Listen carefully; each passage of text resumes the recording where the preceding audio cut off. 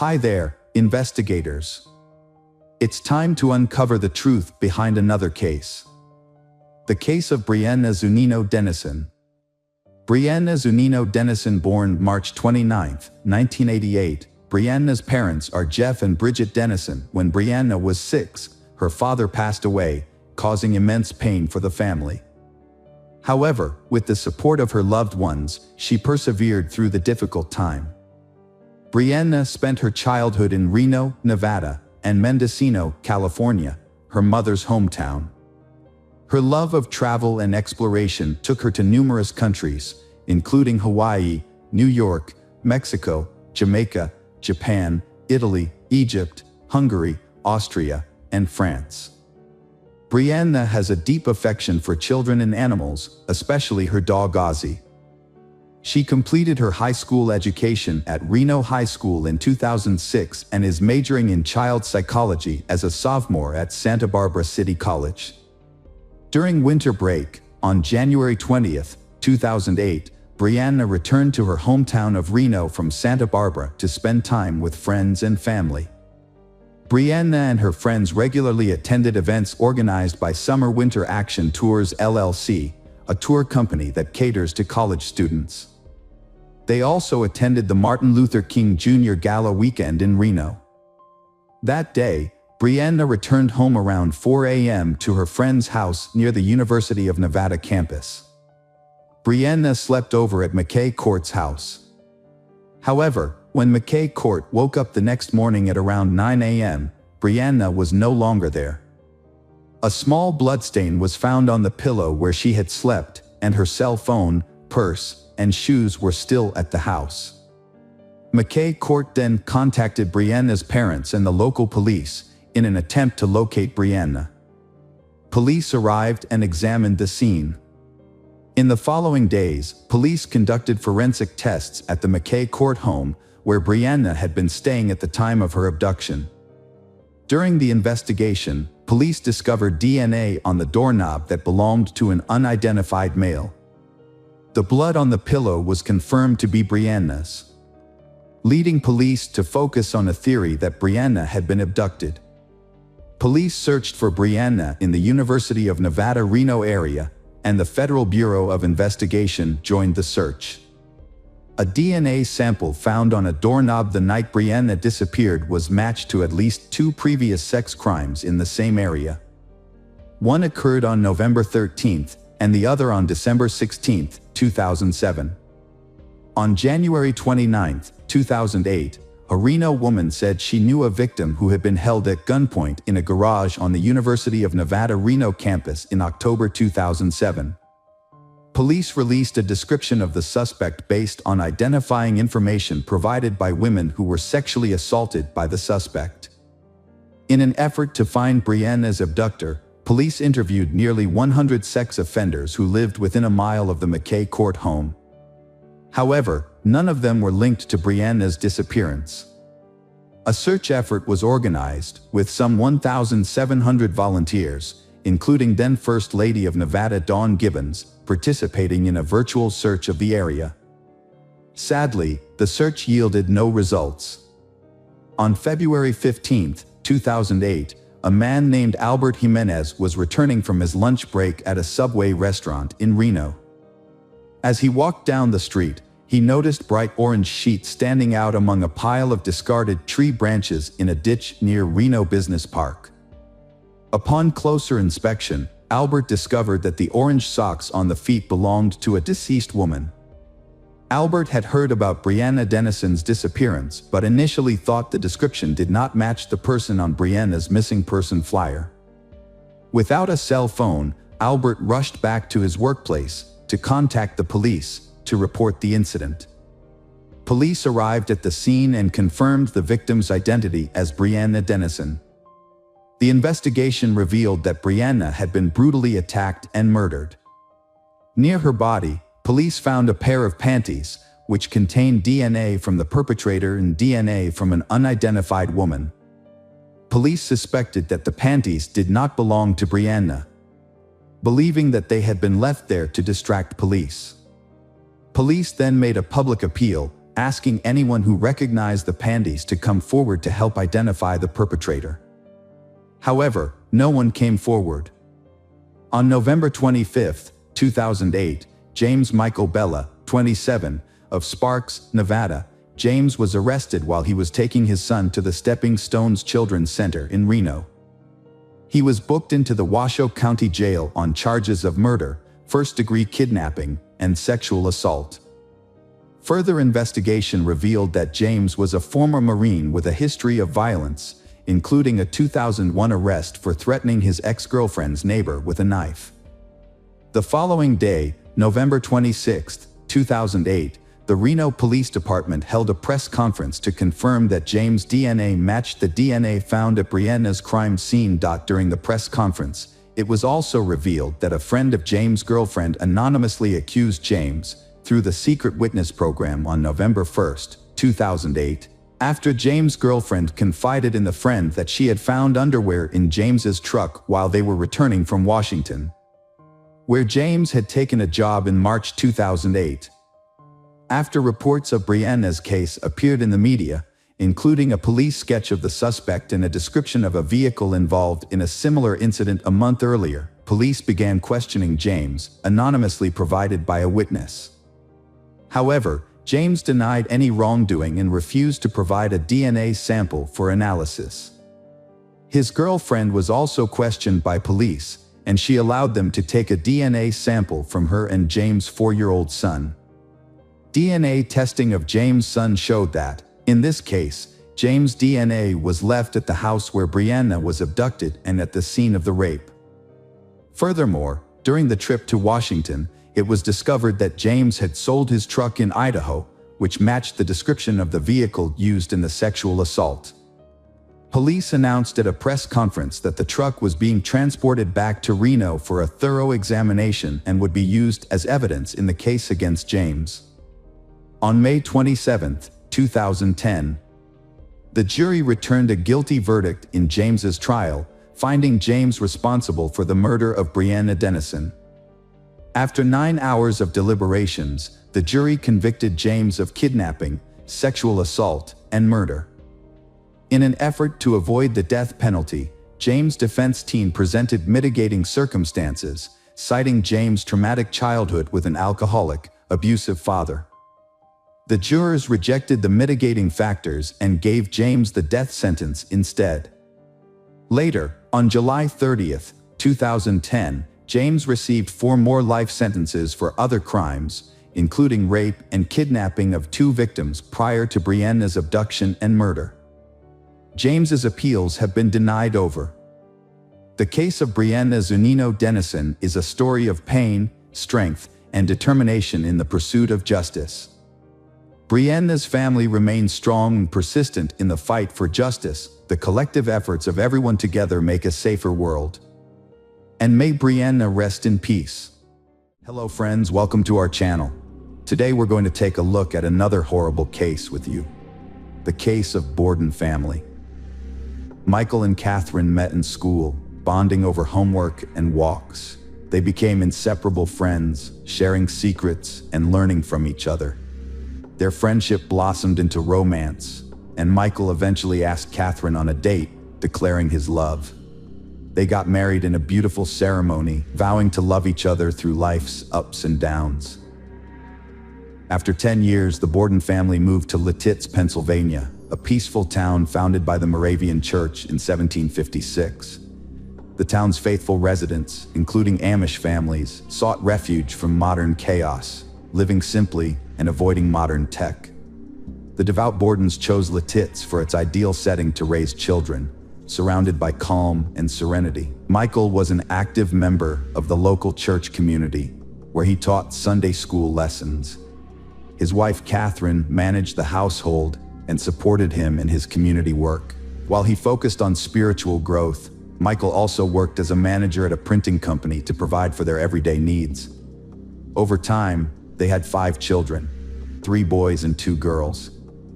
Large families like theirs were common in Lititz, where parents hoped to protect their children from the outside world's hardships and dangers.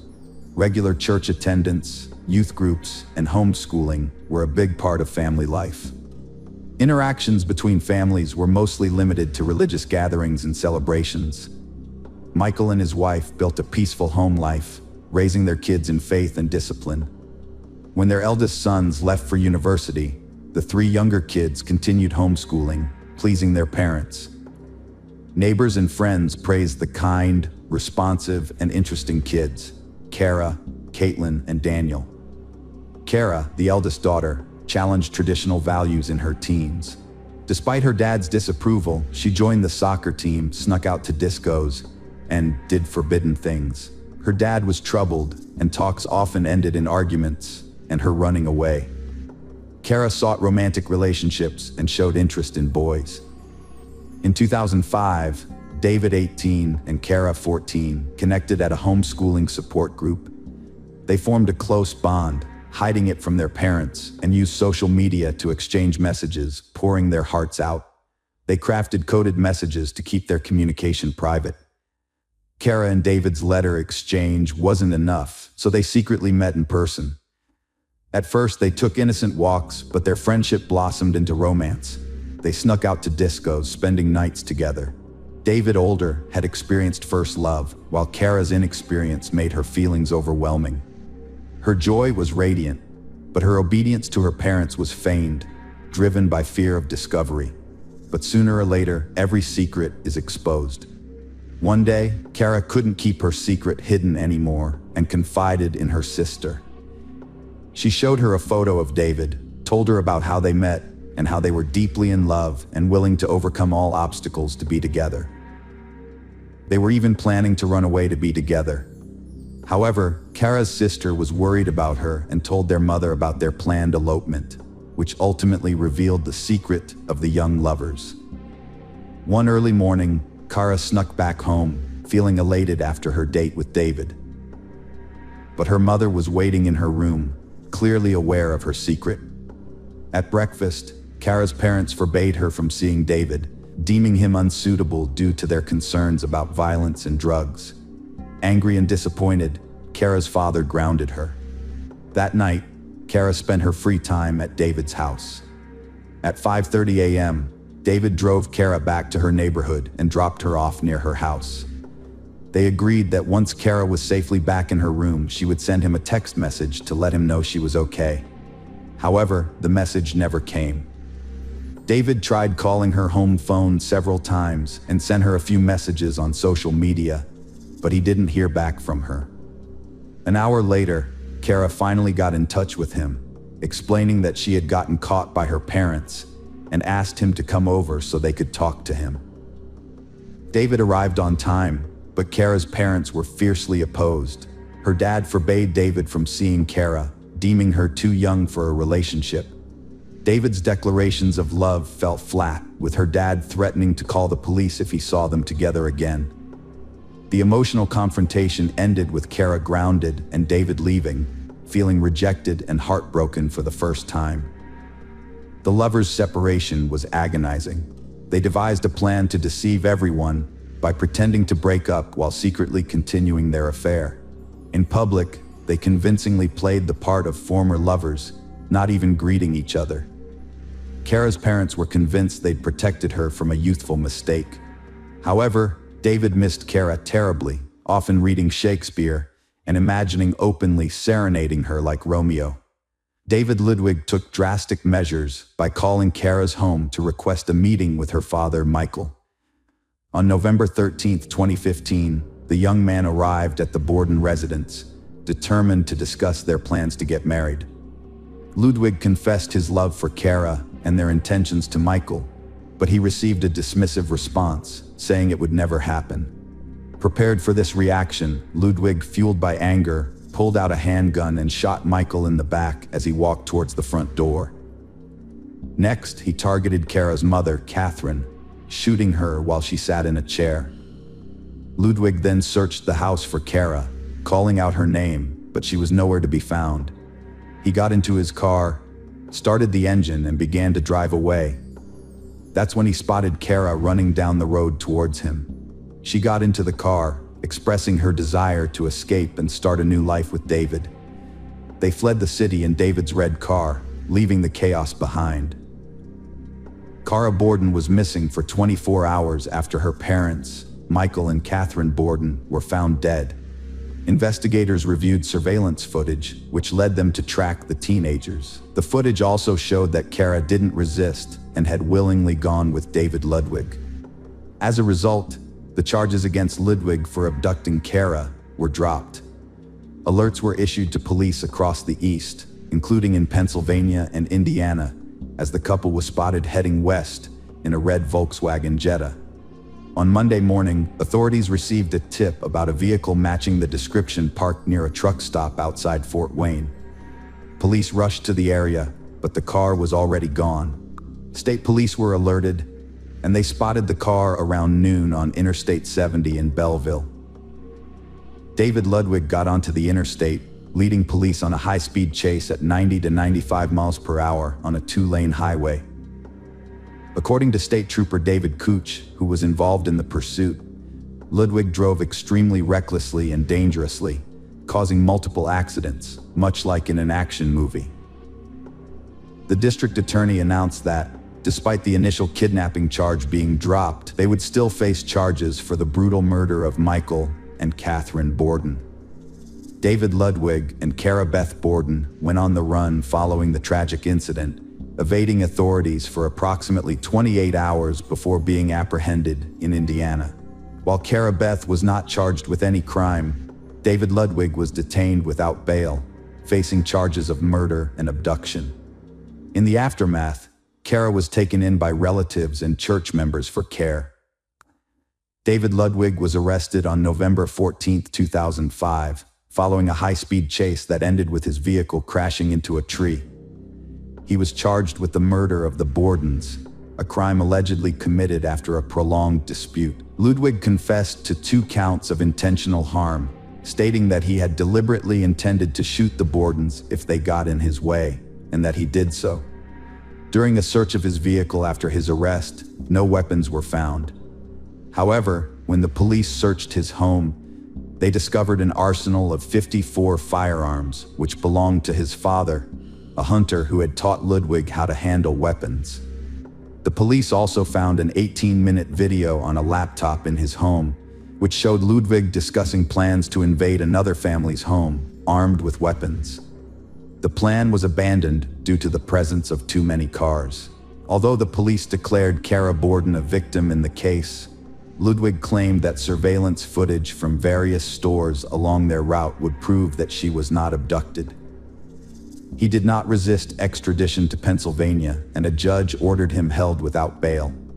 Ludwig was not represented by an attorney during the charge presentation, and a preliminary hearing was set for November 23rd.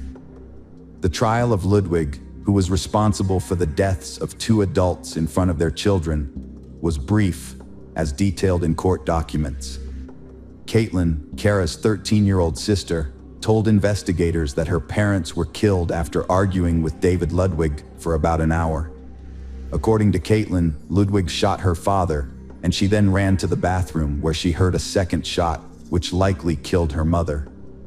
Afterwards, Ludwig ran through the house, calling out to Cara. In June 2006, David Ludwig agreed to a plea deal with District Attorney Donald R. Totaro, who had originally sought the death penalty.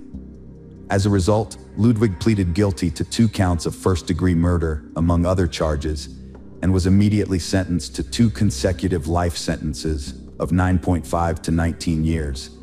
He was also ordered to pay $125,000 in restitution. Since 2006, Cara Borden has been under guardianship, represented by legal counsel. In November 2005, it was reported that the charge of abduction against David G. Ludwig was dropped. The court concluded that Cara had voluntarily left with Ludwig, as supported by written statements. Ludwig's lawyer claimed that Cara had accompanied David voluntarily during their journey through 3 states, and surveillance footage showed that she had multiple opportunities to escape. Cara herself admitted that she had run after Ludwig as he left her house. Cara Beth Borden was identified as a victim in this tragic situation, and as a result, The Lancaster County District Attorney did not file criminal charges against her. This decision was influenced by her actions during the investigation and the digital evidence collected from emails, blogs, and texts exchanged with Ludwig. A memorial service was held at Lancaster Bible College, where Cara Beth, surrounded by her siblings, mourned the loss of her parents. As a sign of respect and remembrance, the neighborhood adorned their mailboxes with white ribbons. This tragedy left 5 children without the guidance and love of their parents. David Ludwig was transferred to Indiana's State Correctional Institution at Pine Grove to serve his life sentence for murdering his girlfriend's parents. He was chosen for the prison's youthful offender program, designed for inmates 15 to 20, which focuses on teaching self-responsibility, discipline, and respect for others. David Ludwig, now 37, is serving 2 life sentences for fatally shooting Michael and Catherine Borden in 2005 after they barred him from seeing their 14-year-old daughter. He cited the 2012 U.S. Supreme Court ruling against life imprisonment for minors, but the PA Supreme Court denied his petition, agreeing with a lower court that he's not entitled to same consideration since he was 18 at the time. David Ludwig will spend life in prison. The community struggled to understand how well-raised kids committed evil. Despite Christian homeschooling, tragedy struck, leaving questions if parents overlooked or failed to convey values. Hello friends, welcome to our channel. Today we're going to take a look at another horrible case with you. The case of Sydney Loof.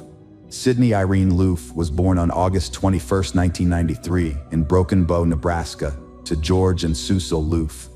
She spent her childhood in Arcadia with her parents until 2000, when the family moved to Ney, where her mother worked as a special education teacher and her father was the school principal. Growing up, Sydney was an energetic and outdoor-oriented girl who loved nature. Her father, George, often took her fishing during her school years. She was also involved in sports, playing basketball and golf, where she showed promise. However, she developed scoliosis, which forced her to give up many of her favorite activities and ended her sports career. After graduating from high school in 2011, Sydney found employment at a local Menards store that specialized in home improvement products. Despite moving from Norfolk to Lincoln for work, Sydney remained close to her family, who made an effort to stay in touch almost daily and regularly met for dinner. Although she lived independently, Sydney frequently returned to her parents' house.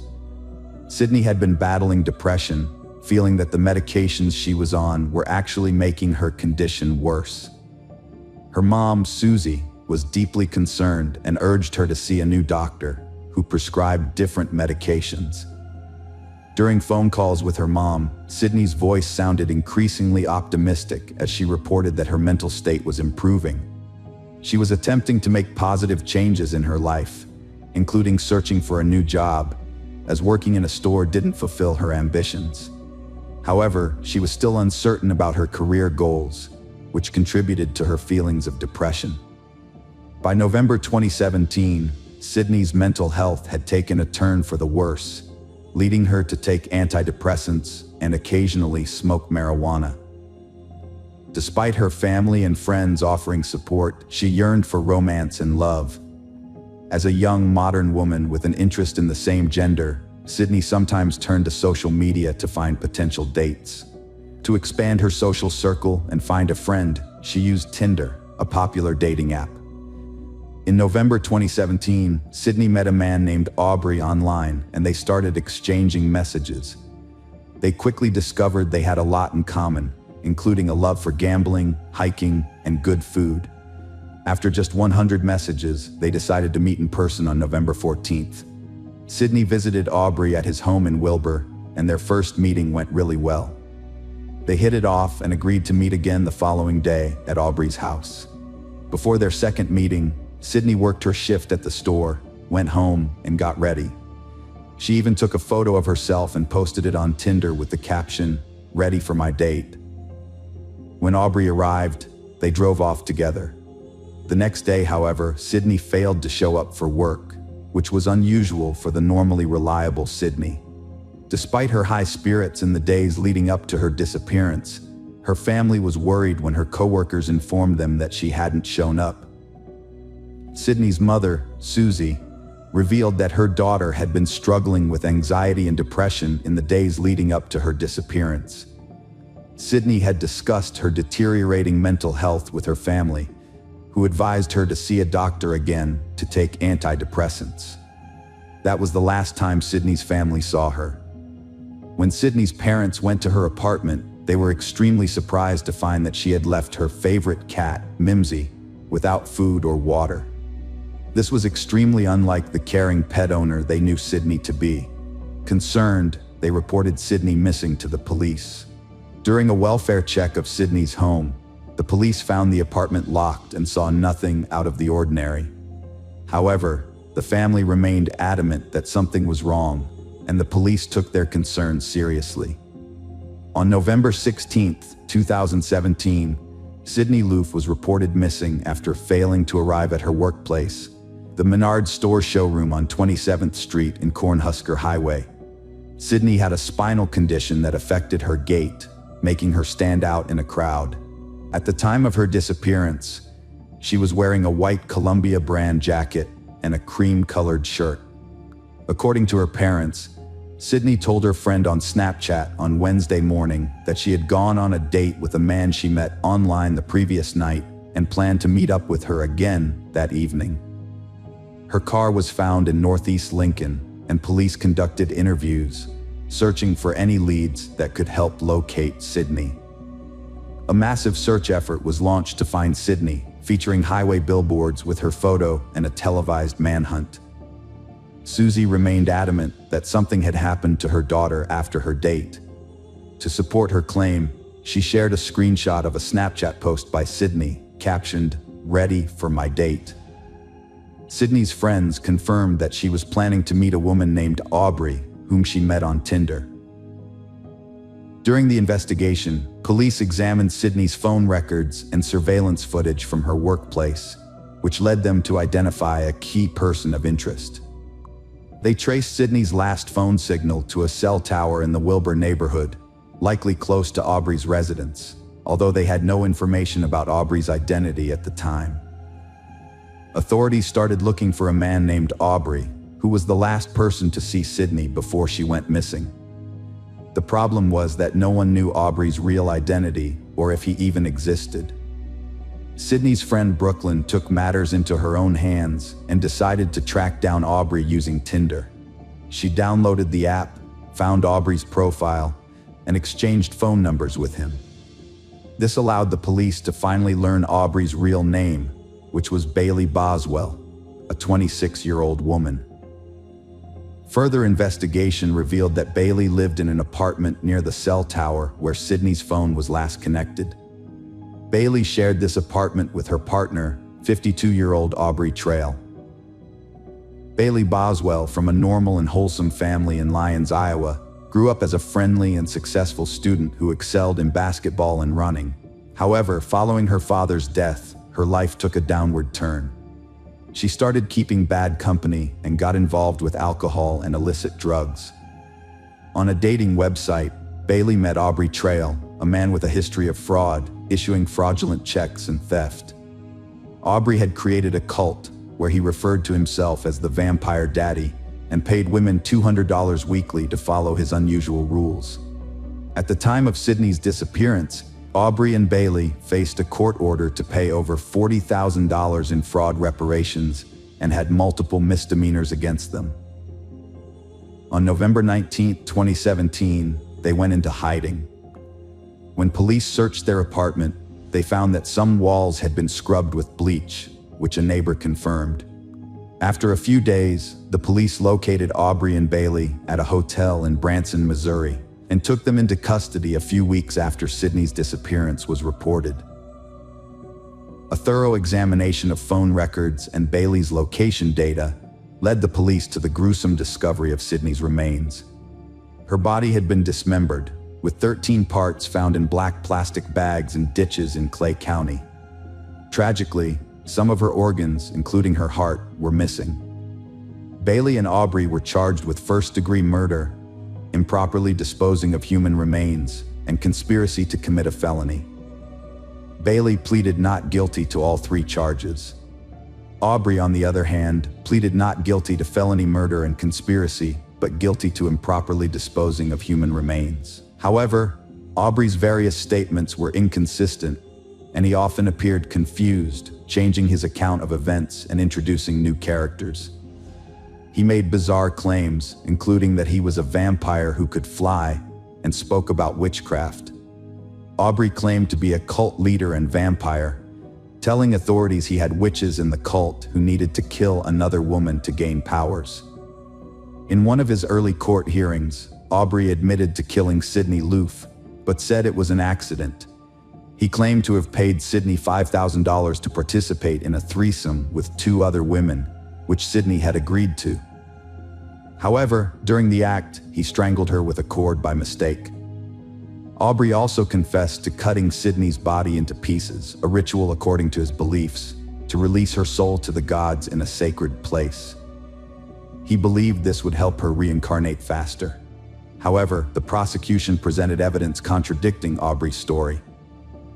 Surveillance footage from November 14th showed Aubrey and Bailey checking into a Lincoln hotel near Sydney's home. The following day, they visited a home improvement store, buying a hacksaw, bleach, a folding saw, a stationary knife, and the bags used to store Sydney's remains.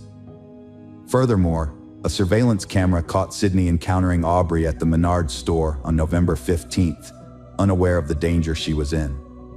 On June 11, 2018, the first court hearing took place regarding the murder and improper burial of Sydney Loof. Although separate trials were ordered for Bailey and Aubrey, the charges against them were essentially the same. The trials were held in Lexington because the defense attorneys successfully argued that a fair trial would be impossible in Wilbur due to the extensive publicity surrounding the case. The prosecution's case rested on the argument that Sydney's death was a premeditated murder, as evidenced by the fact that she was strangled and that the crime was carefully planned and executed. The jury listened to three other women who had previously dated Aubrey and Bailey, all of whom they met through Tinder. Each of these women had been intimate with Bailey and had also been involved with Aubrey. One of them shared that she had even gone on a trip with them after they met, during which Aubrey gave her $200 a week and invited her to join his group, which he called Witches, telling her that she would have to torture and kill someone to become a member. Another woman testified that Bailey had discussed breaking her fingers and dissecting a body in detail, revealing her fascination with torture. The prosecution pieced together the events of the fateful evening of November 15, 2017. Sydney had arranged to meet a woman she had known for a couple of days, with whom she had been chatting on Tinder. Bailey picked Sydney up from her apartment, and they drove around in his car. The car eventually stopped at Bailey's house, where Sydney was coaxed into the apartment. Once inside, Bailey and Aubrey attacked her, strangling her with an extension cord on the living room floor. Afterwards, Bailey and Aubrey meticulously cleaned the apartment, which the prosecution argued was a premeditated act. The next day, November 16th, they dismembered Sydney's body and dumped her remains in Clay County. The court heard testimony from Jennifer, the landlord, who stated on November 16th, she drove into the garage and immediately noticed a strong chlorine smell that intensified when she entered the house. The medical examiner testified that Sydney's death was ruled a homicide by asphyxiation. Toxicology reports showed that Sydney had antidepressants in her system at the time of death. In addition to the missing organs, the upper left arm, from just above the elbow to below the shoulder, was also found to be missing from Sydney's body. The prosecutors sought the death penalty for both defendants, and if the sentence was deemed unjust, the case would be retried. However, Aubrey denied any involvement in the occult and pleaded guilty only to improperly burying Sydney's remains. During his trial, Aubrey shouted that Bailey had no involvement in Sydney's death, claiming Bailey's innocence. In a dramatic turn, Aubrey then slashed his throat 3 times with a razor blade but survived and was detained until he made a full recovery. Aubrey testified he lied about Sydney Loof's death, admitting he met her in 2017 and paid her for illegal activities. He claimed Sydney died accidentally during an intimate act with an extension cord in November 2017. Aubrey confessed to dismembering and dumping her body, but maintained it was an accident, and he didn't seek help because he thought no one would believe him. Aubrey confessed to getting rid of Sydney's body, claiming it was an accident from an extension cord during intimate act. Bailey denied involvement, with her lawyers saying she was also a victim of Aubrey's manipulation. However, phone records and location data proved Bailey's involvement, tracking her near where Sydney's body parts were found. The court learned that Bailey initiated contact with Sydney and arranged a meeting. Bailey drove to Sydney's duplex on the evening of November 15th to pick her up. The prosecution claimed that Bailey took pleasure in discussing cruel acts and enjoyed talking about torture with Aubrey. Evidence presented in court revealed a planned crime on the day Sydney was killed. Bailey and Aubrey went to Home Depot around noon that day, where they bought tools, including a hacksaw, scissors, and a box cutter, as part of their plan. Bailey sent Sydney a text message inquiring about her day, and phone records and surveillance footage show that she sent the message from the Menards parking lot, where Aubrey was also present. Sydney, who worked at Menards, seemed unaware of Bailey's presence. A few hours later, Bailey sent Sydney another message on Tinder, stating that she was at Sydney's apartment and would pick her up soon. However, phone records indicate that instead of going on a date as Sydney believed, Bailey and Aubrey went to the apartment where they lived. Bailey's attorney, Todd Lancaster, argued that the evidence only showed that Bailey was guilty of aiding and abetting the improper disposal of Sydney's body by buying bleach in garbage bags. On November 8, 2021, Bailey Boswell received a life sentence. The Loof family had waited 3 long years, grieving and yearning for their Sydney, anticipating a verdict that would bring them solace. Prior to this, on July 11, 2019, a jury took less than 3 hours to convict Aubrey Trail of premeditated conspiracy to commit first-degree murder and improper burial of human remains. A 3-judge panel described his crime as cold and calculated. In the trial's second phase, determining whether he should face execution, county prosecutors secured the death penalty for Aubrey Trail, fulfilling their promise. Consequently, on June 9, 2021, Aubrey Trail was put to death by lethal injection. Aubrey Trail, the con artist accused of brutally murdering Nebraska woman Sydney Loof, allegedly deceived his cult followers by claiming to be a flying mind-reading vampire with a coven of 12 witches. He claimed these witches gained their powers by killing people. Fortunately, in this real-life story, justice prevailed, and through the trial, the monster faced the end of his trail. Hello friends, welcome to our channel. Today we're going to take a look at another horrible case with you. The case of Samadi Fonseca Fernandez. Samadi was born in Costa Rica in February 1975. Her family and early life are not well documented. She spent her childhood in an area called Cuba, where she lived with her mother, Sonia Fonseca.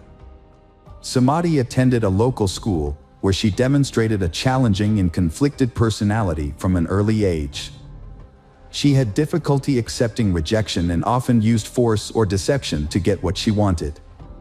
People who knew her recall that Samadi's striking appearance and perfect figure made it easy for her to charm men, but she struggled to maintain relationships. Her beauty and charisma were matched by her greed and vanity, which led her to prioritize material wealth and self-interest above all else. This attitude often discouraged potential partners. Additionally, Samadi became intensely jealous and aggressive after brief relationships. Samadi's doll-like appearance led to her working as a Barbie lookalike at a large Universal bookstore for several years. This earned her a flattering nickname that stuck with her throughout her life.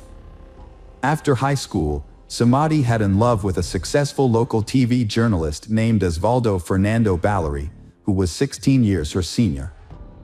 Samadi had a long and serious relationship with Osvaldo, with whom she had 2 children, Christopher and Christina. However, due to constant scandals and jealousy, they separated in 2012.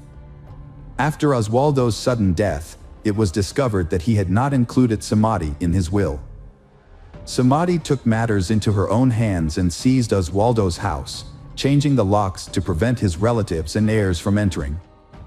She also took some valuable items that belonged to Osvaldo. His family members were outraged and went to court to accuse Samadi of theft. The police eventually forced Samadi to leave the house, but she was not charged with a crime. Samadi had other relationships, including one with Miguel Angel Perez, with whom she had a daughter named Maria. This relationship was reportedly official, but ended in divorce after a few years. Samadi allegedly gave her youngest daughter her lover's surname without his knowledge or consent, contradicting claims that she was unmarried at the time.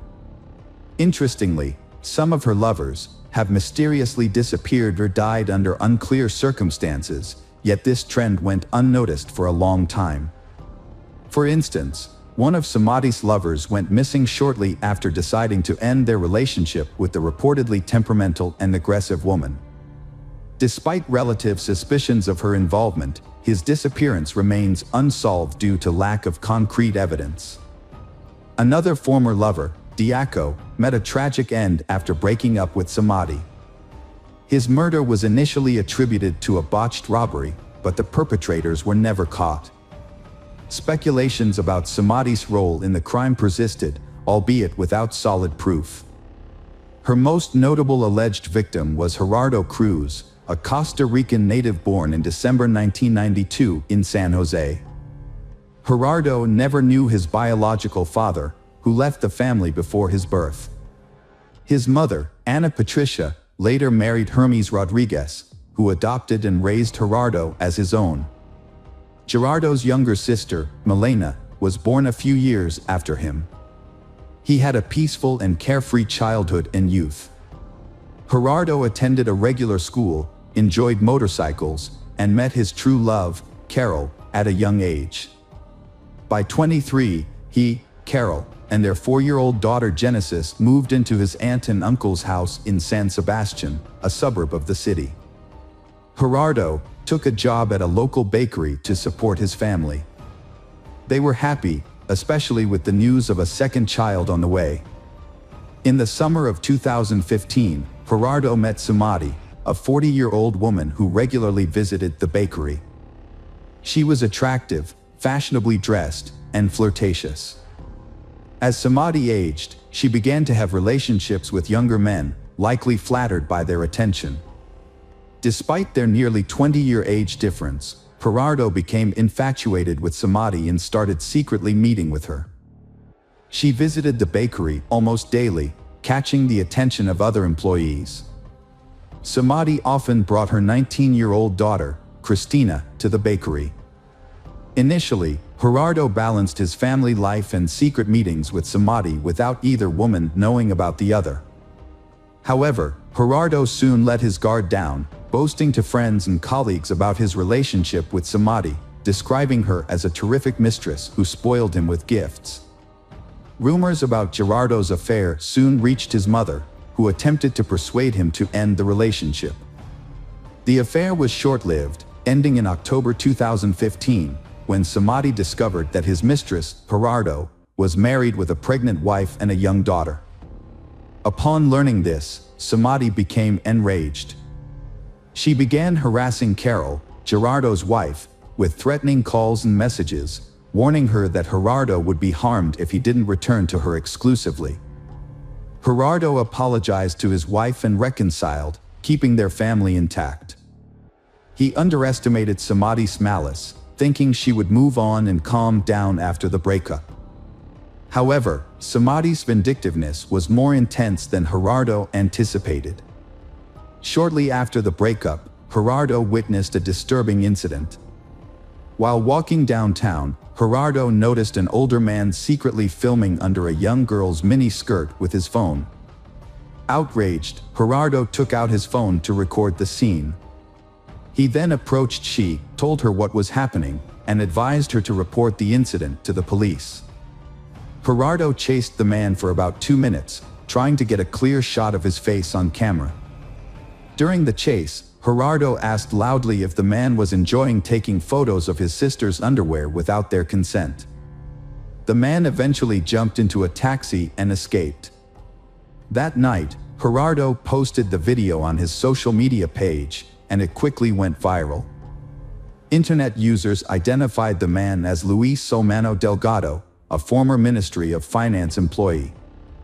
As a result, Gerardo became a national celebrity, giving daily interviews to newspapers and appearing on TV and radio shows. He condemned Delgado's actions and stated that he had no regrets about exposing him. However, Delgado's lawyers began working against Gerardo, accusing him of violating the law by distributing the video. They prepared a lawsuit against him, which left Gerardo surprised and confused. He couldn't understand why he was being judged for exposing his actions, rather than the man being held accountable for his behavior. Gerardo's last interview was on October 7th at a local radio station. Feeling confident and believing he had nothing to hide, he spoke openly. The following day, Gerardo had plans to meet his friend Oswald after work, but he suddenly canceled, citing an unexpected emergency. It was later revealed that he had received a message from Samadi, luring him to the park that evening under the pretext of another interview. Gerardo had no reason to suspect anything was amiss and trusted his former lover. After finishing work, he went to the agreed meeting point, but instead of journalists, 2 unknown men were waiting. They took his bag, assaulted him, stabbed him multiple times in the chest and stomach, and then fled. Before losing consciousness, Gerardo managed to call a friend and report the incident. The friend immediately alerted the police and medical services. Thanks to the swift response, Gerardo was rushed to the hospital, where doctors fought to save his life for 42 days. He underwent numerous operations, but unfortunately, they were unable to save him. Gerardo passed away on November 19th in the intensive care unit. Initially, multiple theories emerged about the crime. The first theory suggested it was a robbery murder. Gerardo was indeed attacked in a park at night, his bag was stolen, and he was stabbed with a knife, which made it appear to be a typical theft. However, just a few days before, Gerardo had released a sensational video that compromised a well-known former government official, leading to a second theory, that the murder was an act of revenge. The media openly speculated that the former government official may have hired hitmen to kill the young man who had damaged his reputation. The murder sparked intense debate in the press, with protesters demanding that the perpetrators be caught and brought to justice. The police explored various theories, searching for other potential enemies of Gerardo. For months, the investigation stalled. However, in May 2016, a breakthrough came when footage from a street surveillance camera was discovered. The video showed 2 men fleeing the scene where Gerardo was fatally attacked. These individuals immediately became the prime suspects, and the police worked to identify and apprehend them. The footage proved to be crucial evidence, and once it was made public, the case started to move forward.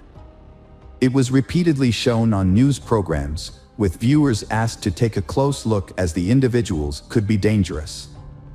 Police created rough sketches of the suspects and described their physical characteristics.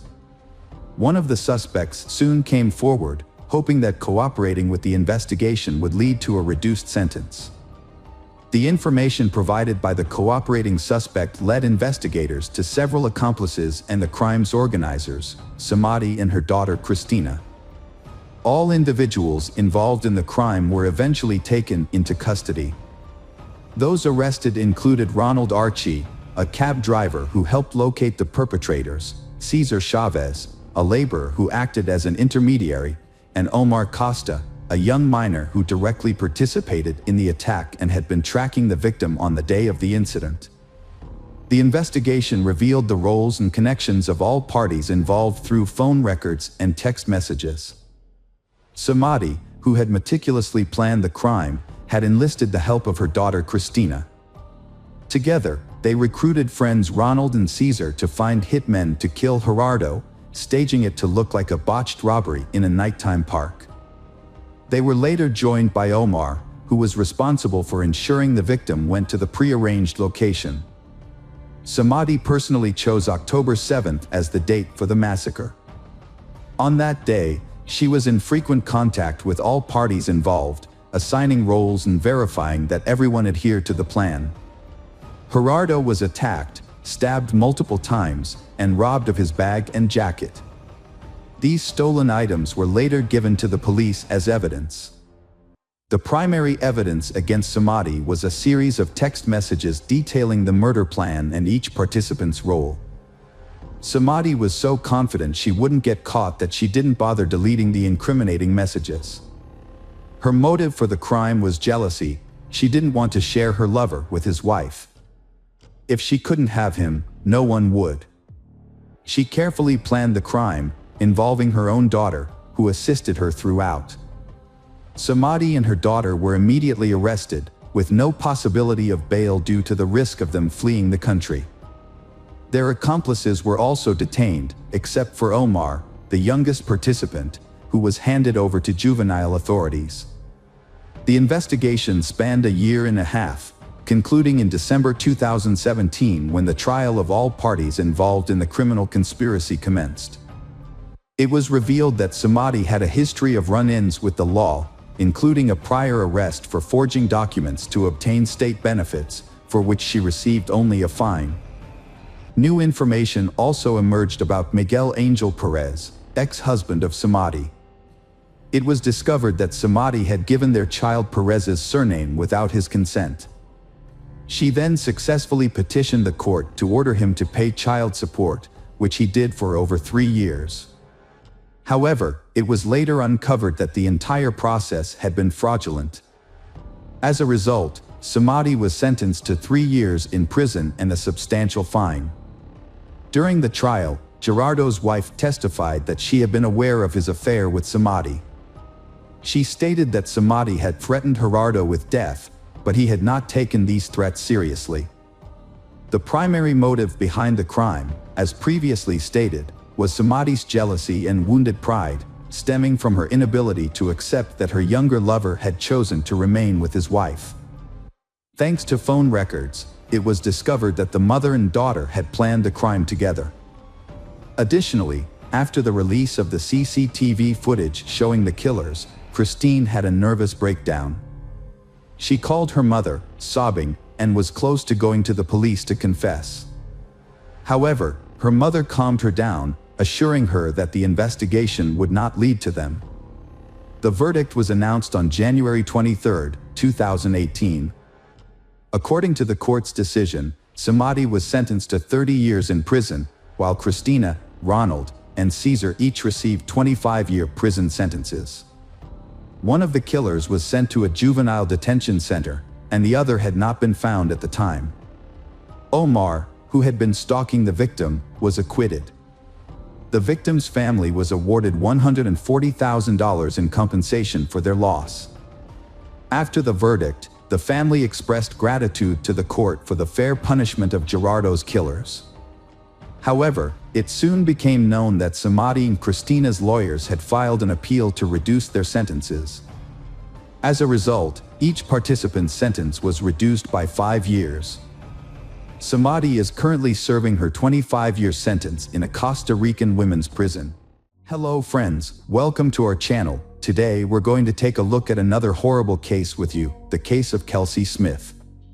Kelsey Smith was born on May 3, 1989, in Overland Park, Kansas. Kelsey was the third of 5 children in a close-knit family. Her parents, Gregory and Missy Smith, raised her alongside her siblings, Steve, Lindsay, Kat, and Zach. Gregory Smith, the family patriarch, was a retired U.S. Navy veteran and had served in the police force for over 20 years.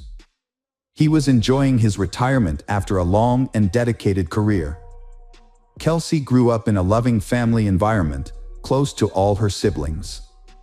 Kelsey's mother, Missy Smith, has dedicated her life to health care, working at a local hospital for many years.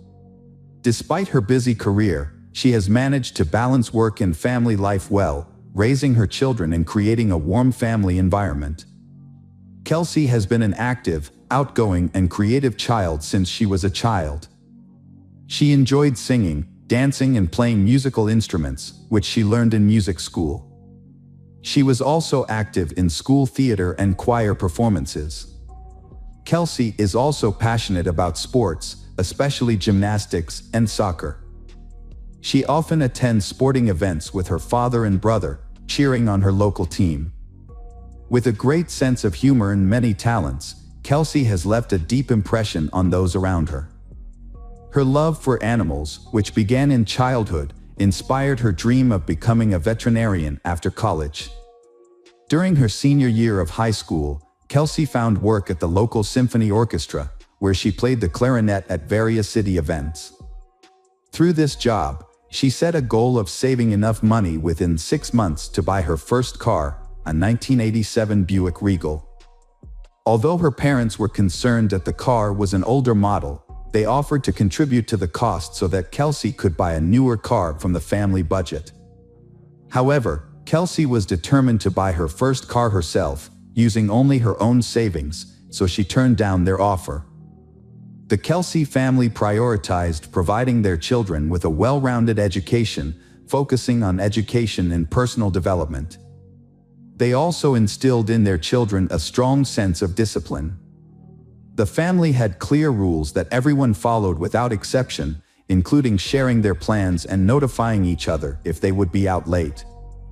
Kelsey demonstrates her adherence to these rules by being punctual, sharing her whereabouts with her parents, and informing them of her social activities. During her senior year, Kelsey began a romantic relationship with John Smith. She describes it as deeply in love and like the relationships depicted in books or movies. They celebrated New Year's 2007 together and have been virtually inseparable ever since. John, who is 1 year older than her, appears to be a responsible and caring partner who treats Kelsey with respect. Both sets of parents approve of their relationship.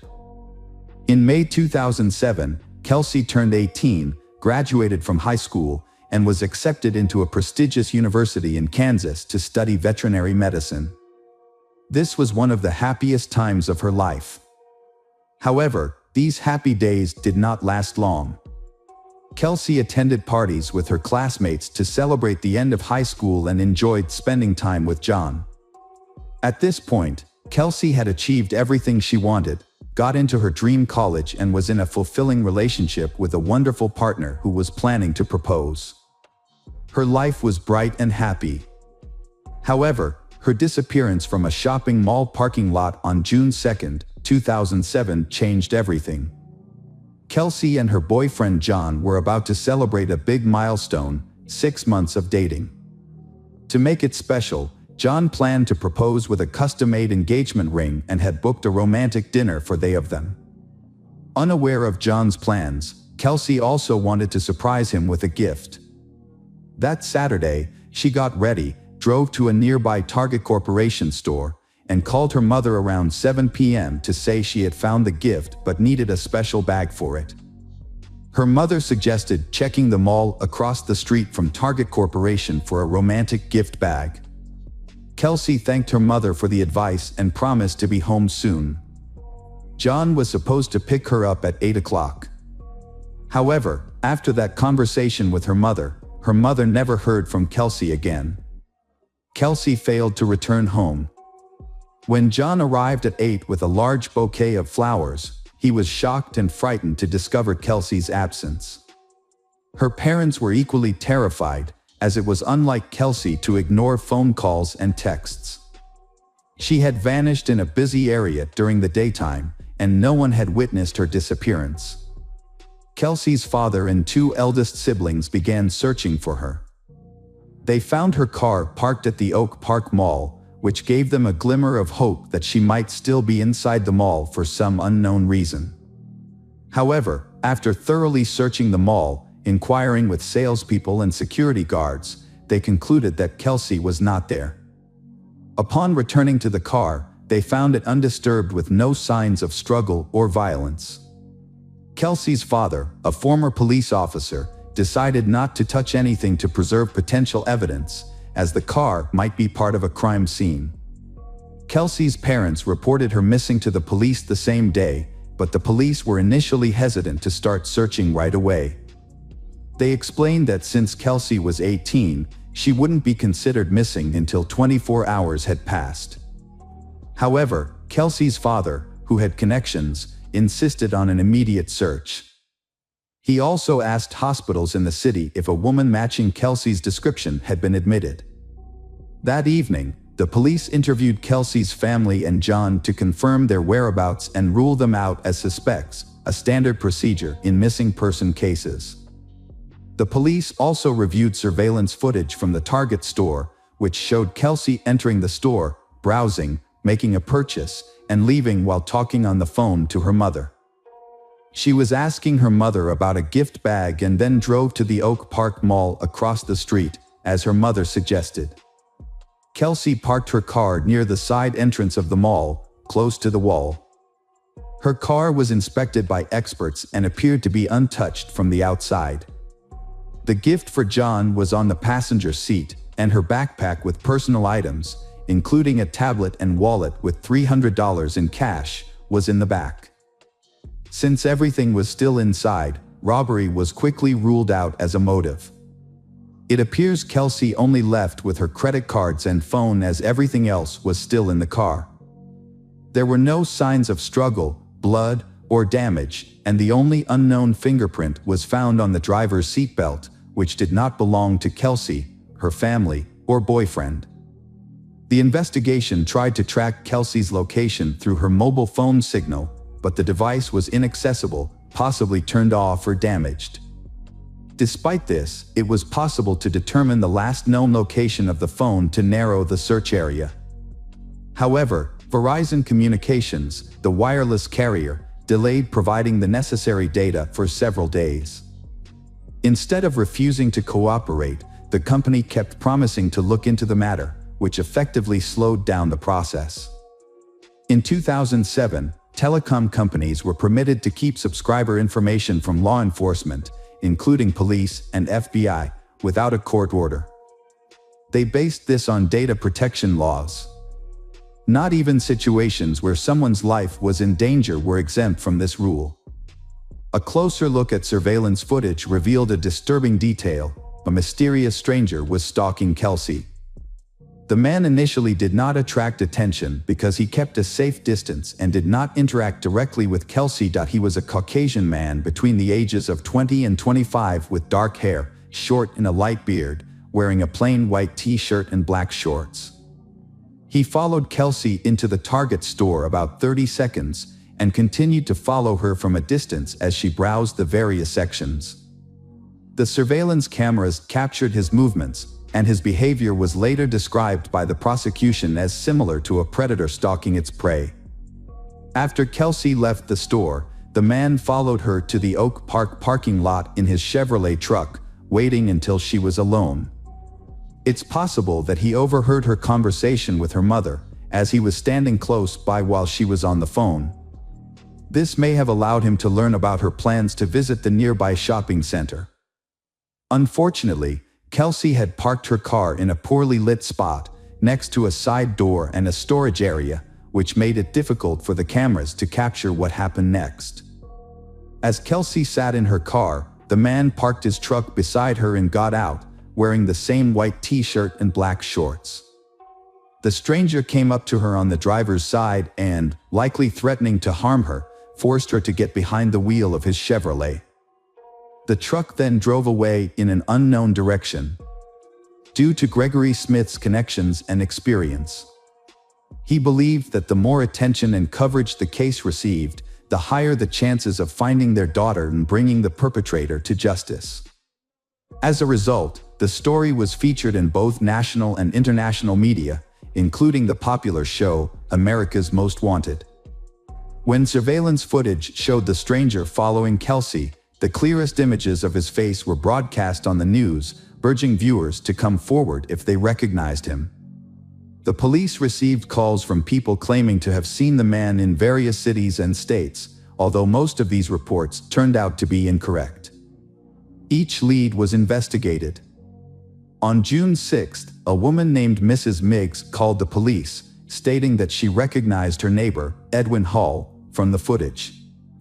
Initially, she had hesitated to report it due to doubts, but the information about the truck removed her last doubts, as Edwin owned an old 1970s Chevrolet. On June 6, 2007, two significant events occurred in the investigation. The police received crucial data from Verizon Communications about the last known location of Kelsey's phone signal. This information pinpointed a specific cell tower, allowing the police to establish a 1.1-mile search radius to the north. Within 45 minutes of starting the search, Kelsey's body was found in the brush near Longview Lake, Missouri, about 30 meters from where she was abducted. The medical examiners determined that she had been brutally assaulted and strangled with her own belt. Kelsey's body was discovered without clothing, except for the belt used to strangle her. Her body was carelessly discarded in the bushes, partially covered with dry branches. Over the 4 days it lay exposed to the June sun, her remains were severely disfigured by insects and wildlife, making them almost unrecognizable. Despite the state of her remains, the examination confirmed that the body was indeed Kelsey Smith. The second major event on June 6 was the arrest of the main suspect. When police arrived at his residence, he remained calm and acknowledged that his friends called him Jack. He agreed to provide a statement at the police station. During the interrogation, Edwin Hall claimed he had never seen Kelsey before, even when shown a photograph of her. When presented with surveillance footage from the store that showed him following her, he insisted that he had only visited Target for personal reasons and hadn't noticed her. He suggested that their appearance together in the footage was just a strange coincidence. Despite being shown irrefutable evidence, Edwin seemed confident that he had covered his tracks and couldn't be held accountable. He had thoroughly cleaned his van and had used protection during the assault, leaving no DNA evidence behind. However, Edwin agreed to cooperate with the investigation and provided his DNA sample and fingerprints. A crucial piece of evidence emerged when his fingerprints matched those found on Kelsey's car's seatbelt buckle. A thorough search of his home also revealed a hidden air pistol with Kelsey's DNA on the barrel. Edwin was officially charged with abduction, assault, and murder. A jurisdictional issue arose, as Kelsey was abducted in Kansas but her body was found dead in Missouri. This was important because it affected the potential sentence. In Missouri, Edwin faced the possibility of a capital punishment trial and sentence. Edwin realized the seriousness of his situation and, after consulting his lawyer, decided to confess to the crime and provide details in the hope of a reduced sentence. He described how he had noticed Kelsey entering the store and followed her, getting close enough to overhear her phone conversation about visiting the shopping center across the street. Edwin waited until Kelsey was alone, then followed her to the adjacent parking lot. He was pleased when she parked in a secluded spot near the side entrance. He got out of his vehicle, armed with a pistol, and waited for Kelsey to return to her car. As she was getting into the driver's seat, he prevented her from closing the door. Kelsey had already pulled out the seatbelt, and Edwin allowed her to buckle up, leaving his fingerprint on it. Edwin then put the pistol barrel in Kelsey's mouth, threatening her to move to his vehicle's driver's seat. Kelsey drove Edwin's truck while he aimed the gun at her and gave her directions. When they reached a remote area at the state border, Edwin ordered Kelsey out of the truck and led her into the bushes. There, he assaulted and strangled her with the belt, then covered her body with branches. He thoroughly cleaned his truck to eliminate any evidence of Kelsey's presence, including fingerprints and DNA. He then hid the pistol, which had Kelsey's saliva on it, in his home, believing it would never be discovered. When questioned about his motive, Edwin failed to provide a clear answer, instead making a comment about the victim's physical appearance. During the investigation, several other women and girls came forward, revealing a pattern of abuse and harassment by Edwin. Further investigation uncovered more instances of Edwin's wrongdoing, including coercing a 14-year-old neighbor into intimacy, harassing a waitress, and fleeing a restaurant without paying. These findings led to additional charges, including corruption of a minor, harassment, and theft. Edwin's lawyer attempted to garner sympathy from the court by highlighting his client's troubled childhood, past victimization, and unstable upbringing. Despite these efforts, the defense was unsuccessful. Edwin's lawyer was the only person to speak in his defense and show support. Notably, Edwin's wife attended all court hearings but chose not to defend her husband, instead sitting quietly in the background. On September 16, 2008, a Johnson County judge sentenced Edwin Hall to 27 life sentences without parole. After hearing the verdict, the defendant apologized to the Kelsey family for his actions and broke down in tears. He is now serving his sentence at the Hutchinson Correctional Facility in Kansas. Hello friends, welcome to our channel. Today we're going to take a look at another horrible case with you, the case of Vicki Roberts. Vicki Roberts was born in September 1984 in northwest England, where she was raised in a traditional and devoutly religious family. She was the younger of two daughters and was raised with strong Christian values. She attended a Christian school, where she also developed her musical talents and sang in the choir. Those who knew Vicki described her as a kind, friendly, and helpful person who was always willing to lend a hand. After completing high school, Vicki enrolled in university and took a part-time job at an IKEA store to support herself. It was there that she met Michael Roberts, and their initial friendship eventually blossomed into a romantic relationship. Michael was only a year older than her. Like Vicki, Michael balanced his studies with a part-time job at IKEA and made time for sports.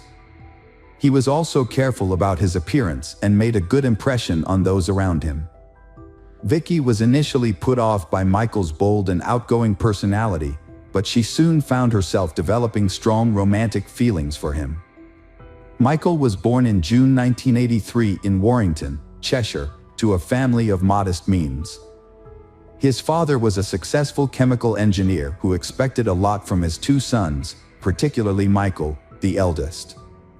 As a result, Michael grew up with high ambitions and a strong sense of purpose. He was a diligent student and developed into a driven and accomplished individual. Michael was a social butterfly with many friends and was often the life of the party. However, he took the most pride on the love front. With his good looks, sense of humor, and charming personality, Michael was a catch. He was also intelligent and well-read, able to hold his own in conversations on a wide range of topics.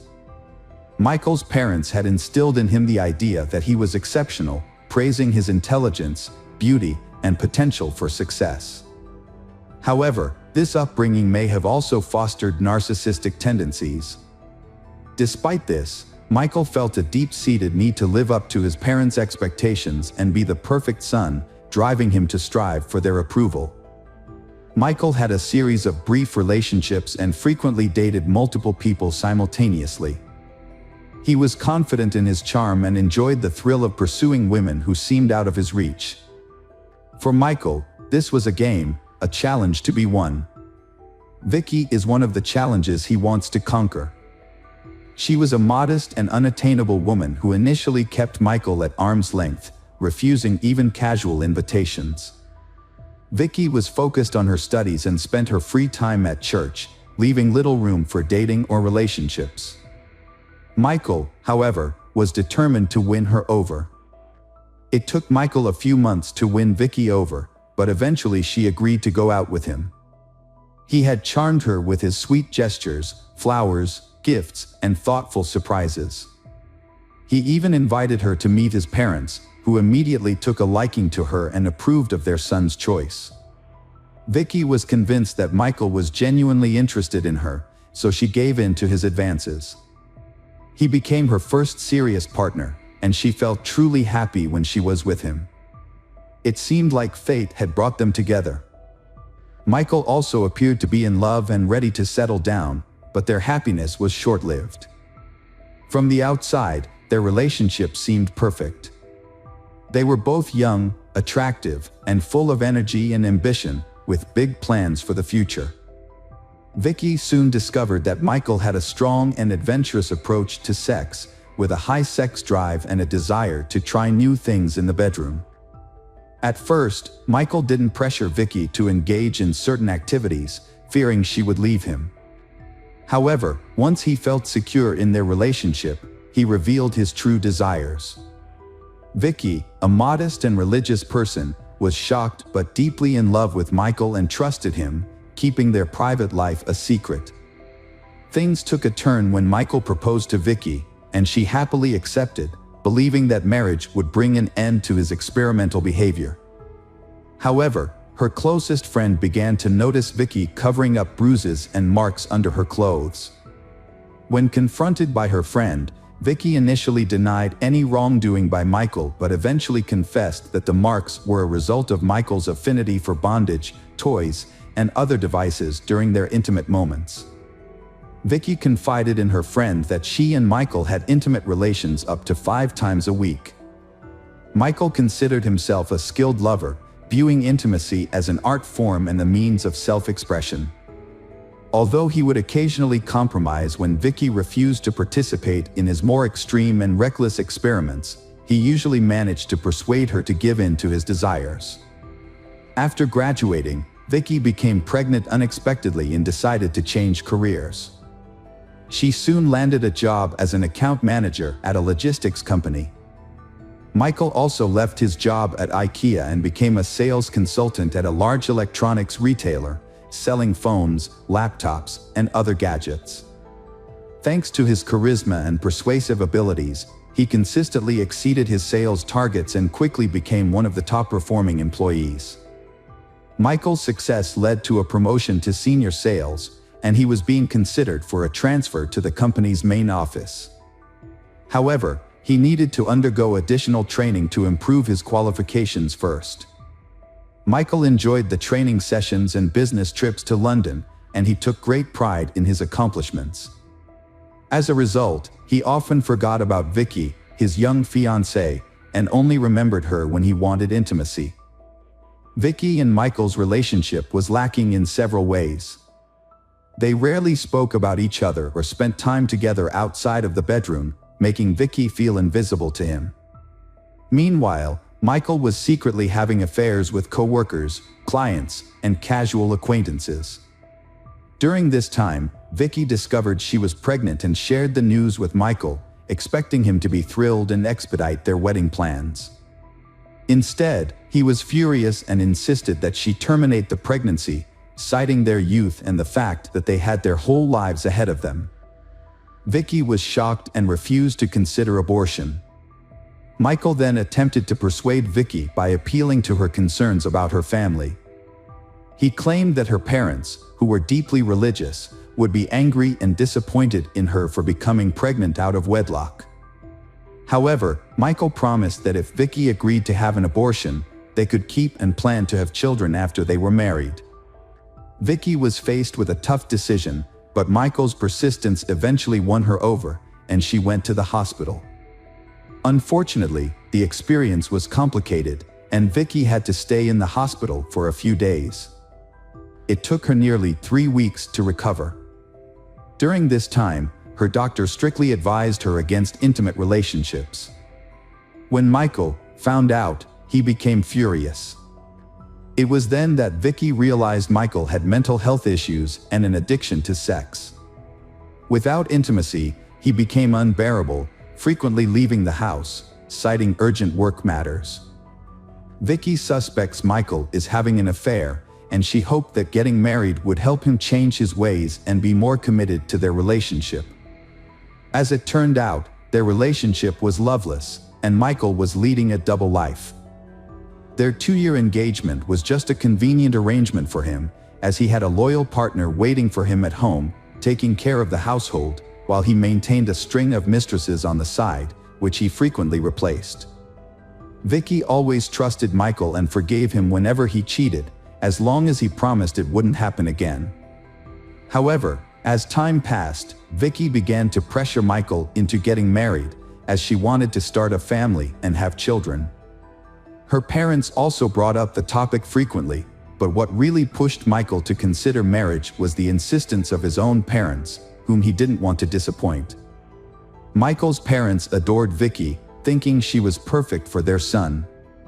They constantly asked him they would tie the knot and give them grandchildren. With the help of his parents, Michael and Vicky organized a grand wedding, complete with a white dress, limousine, and a beautiful ceremony. The newlyweds appeared to be in love and happy, with a long life ahead of them. After the wedding, they settled into a large, cozy house in a prestigious area of Warrington, close to Michael's parents. Despite their marriage, Michael didn't truly love Vicky. It was more of a way to appear normal to others. Vicky never expressed her concerns about Michael's unusual behavior and frequent infidelity, allowing him to freely change partners. Meanwhile, Michael's career was thriving. He received a promotion and a significant salary increase after being transferred to a new office. His direct supervisor was Carrie Hall, the head of administration at Phones for You. Carrie was a decade older than Michael, divorced, and raising her son independently. Despite her tough exterior, she was attractive, well put together, and strong-willed, as her position demanded. For a while, she ignored Michael's subtle advances, but to him, her indifference was a signal to take action. Michael set out to win over Carrie, using his natural charm and eloquence to capture her attention. After about a month, Carrie reciprocated his interest, and they began a regular affair, meeting in hotel rooms. Their relationship was intense and passionate, with a focus on experimentation and exploration.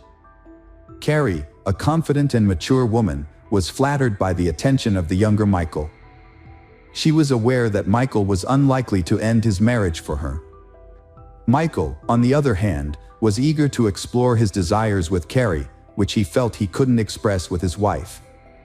He would often lie to his wife about working late or attending corporate events, while confiding in Carrie about his unhappy marriage and his desire to divorce. However, he never made any concrete moves to end his marriage. The affair lasted for over a year, with Carrie seemingly content with the arrangement. She made no demands from Michael to leave his wife and was satisfied with their clandestine meetings and the excitement they brought. Carrie's behavior changed as she started dressing more conservatively, covering her body with long sleeves and high-necked clothing, a departure from her usual style that highlighted her athletic build. Carrie confided in her close friend about her lover Michael's extreme intimate experiments, which often crossed a line. She showed her friend the evidence, a bite mark on her chest and bruises on her neck from his intense grip. There were also marks on her wrists from the ropes he used to tie her up, giving him complete control. The friend was alarmed and urged Carrie to report the incidents to the police, but Carrie refused, explaining that the acts were consensual and Michael usually warned her about what he was going to do. However, the intensity of the experiences often got out of hand. For instance, Michael enjoyed choking his partner, claiming it would enhance the experience, but there were times when Carrie lost consciousness due to his excessive enthusiasm. Carrie's friend was fearful of Michael's strangulation games, but Carrie consistently gave in to his persuasion, believing that he would eventually stop or that she would become desensitized to the experience. Sadly, neither Carrie nor any of Michael's mistresses made any attempt to stop his cruel and painful experiments. Vicky had suspicions about her Michael's infidelity even before they got married. She believed that her love and care could change him and make him a devoted family man.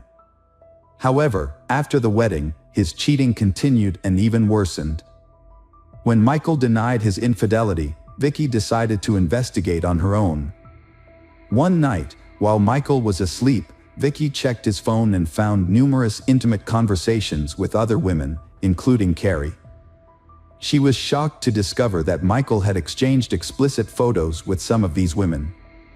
The discovery was devastating for Vicky, and she packed her bags and temporarily moved in with a friend. Vicky kept her situation a secret from her family, fearing their reaction. She was afraid that her religious relatives would pressure her to get a divorce if they found out about Michael's adultery.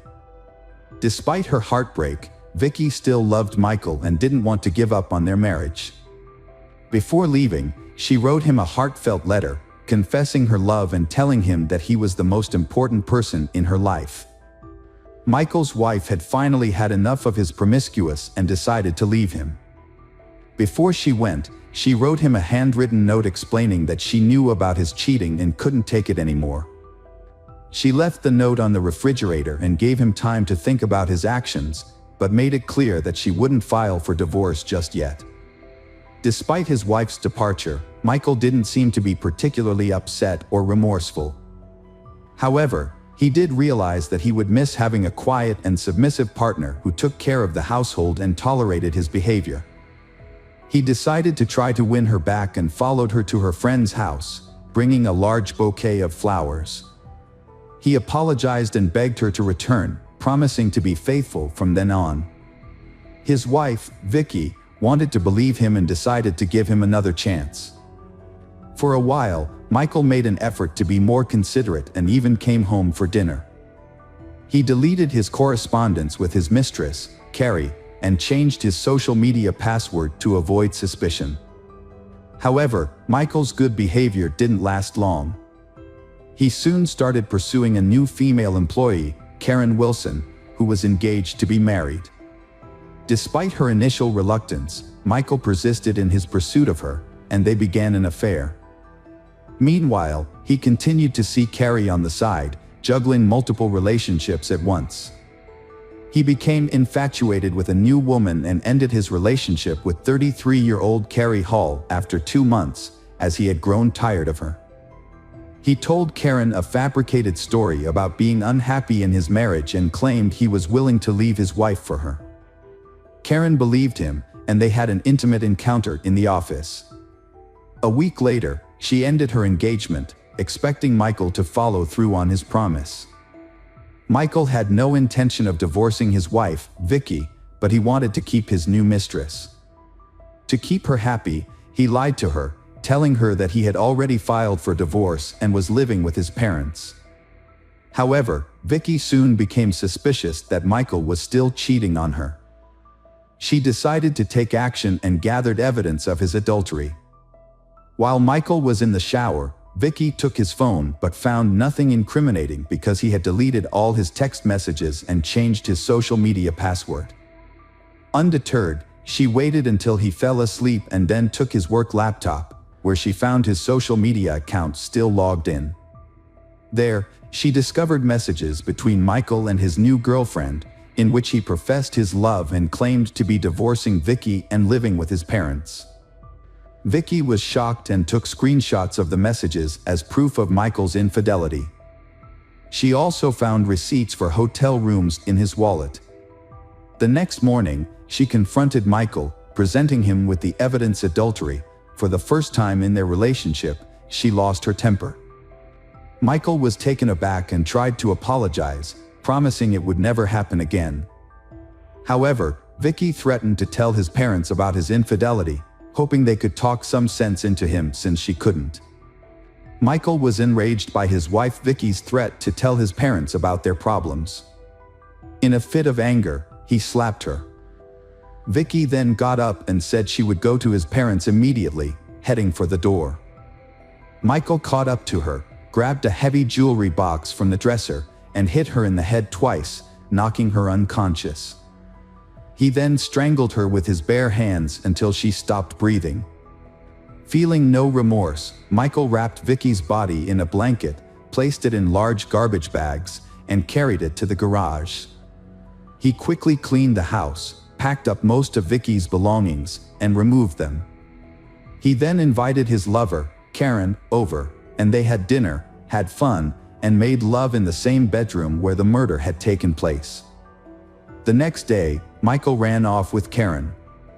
He told his parents that Vicky had left him for another man, even showing them fake messages from Vicky's phone, which he had sent himself.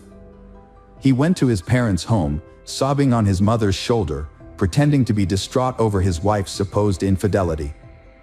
Michael sent his parents-in-law messages saying that their daughter had left him for another man. He also told them to give her space and not to bother her. The messages claimed that Vicky had fallen out of love with Michael and had moved in with someone else. Her parents were shocked and tried to contact Vicky to hear her side of the story, but she refused to answer their calls, only responding with messages asking for time. Vicky's parents found Michael's story suspicious and went to his house to confront him.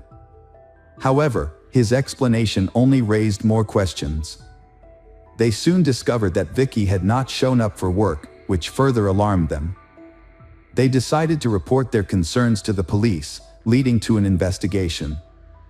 On December 1, 2009, Michael bought a shovel, rope, rags, and cleaning supplies from a hardware store. However, the police arrived at his house on the same day. He had been caught before he could dispose of a body. The police initially found nothing out of the ordinary, but Michael's actions and alibi sparked suspicion and raised several questions. Notably, they overlooked a large package in the garage during their search. Inside the house, they found no signs of her presence, such as clothes, documents, or personal items, which could suggest she had left of her own accord. However, Vicky's laptop was discovered in the bedroom, and upon seizing it, the police found screenshots of Michael's incriminating conversations with his mistresses, which Vicky had saved. The investigation took a significant turn when authorities made a geolocation request to Vicky's cell phone, which had been regularly sending messages to her husband and relatives. To everyone's surprise, the phone was found to be located in the marital home of Vicky and Michael.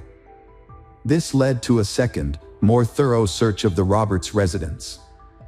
During this search, a suspicious package was discovered in the garage, and its contents shocked all who were present.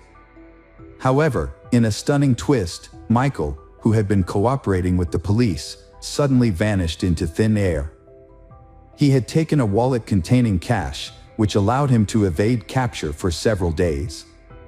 After his money ran out, Michael turned to one of his mistresses, Brianna T, and asked if he could stay with her for a while. However, when Brianna heard on the news that Michael was wanted for his wife's murder, she immediately contacted the police and reported his whereabouts.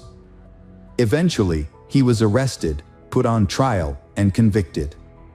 When the authorities arrived to arrest Michael, he claiming he was innocent of the crime. A man claimed that his wife died accidentally during a consensual sex game where she asked him to strangle her with a rope belt, but he lost control. However, forensic experts disputed this claim, finding that she was actually strangled with bare hands, attacked from behind, and had 2 severe head injuries that occurred before her death, which were unrelated to the alleged sex game.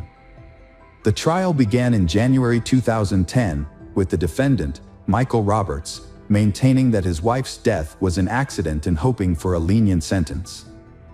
However, the autopsy results revealed a different story. Roberts had intentionally hit his wife on the head twice, then strangled her, and hidden her body in the garage.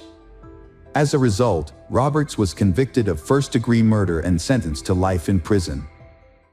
Hello friends, welcome to our channel. Today we're going to take a look at another horrible case with you, the case of Abril Perez.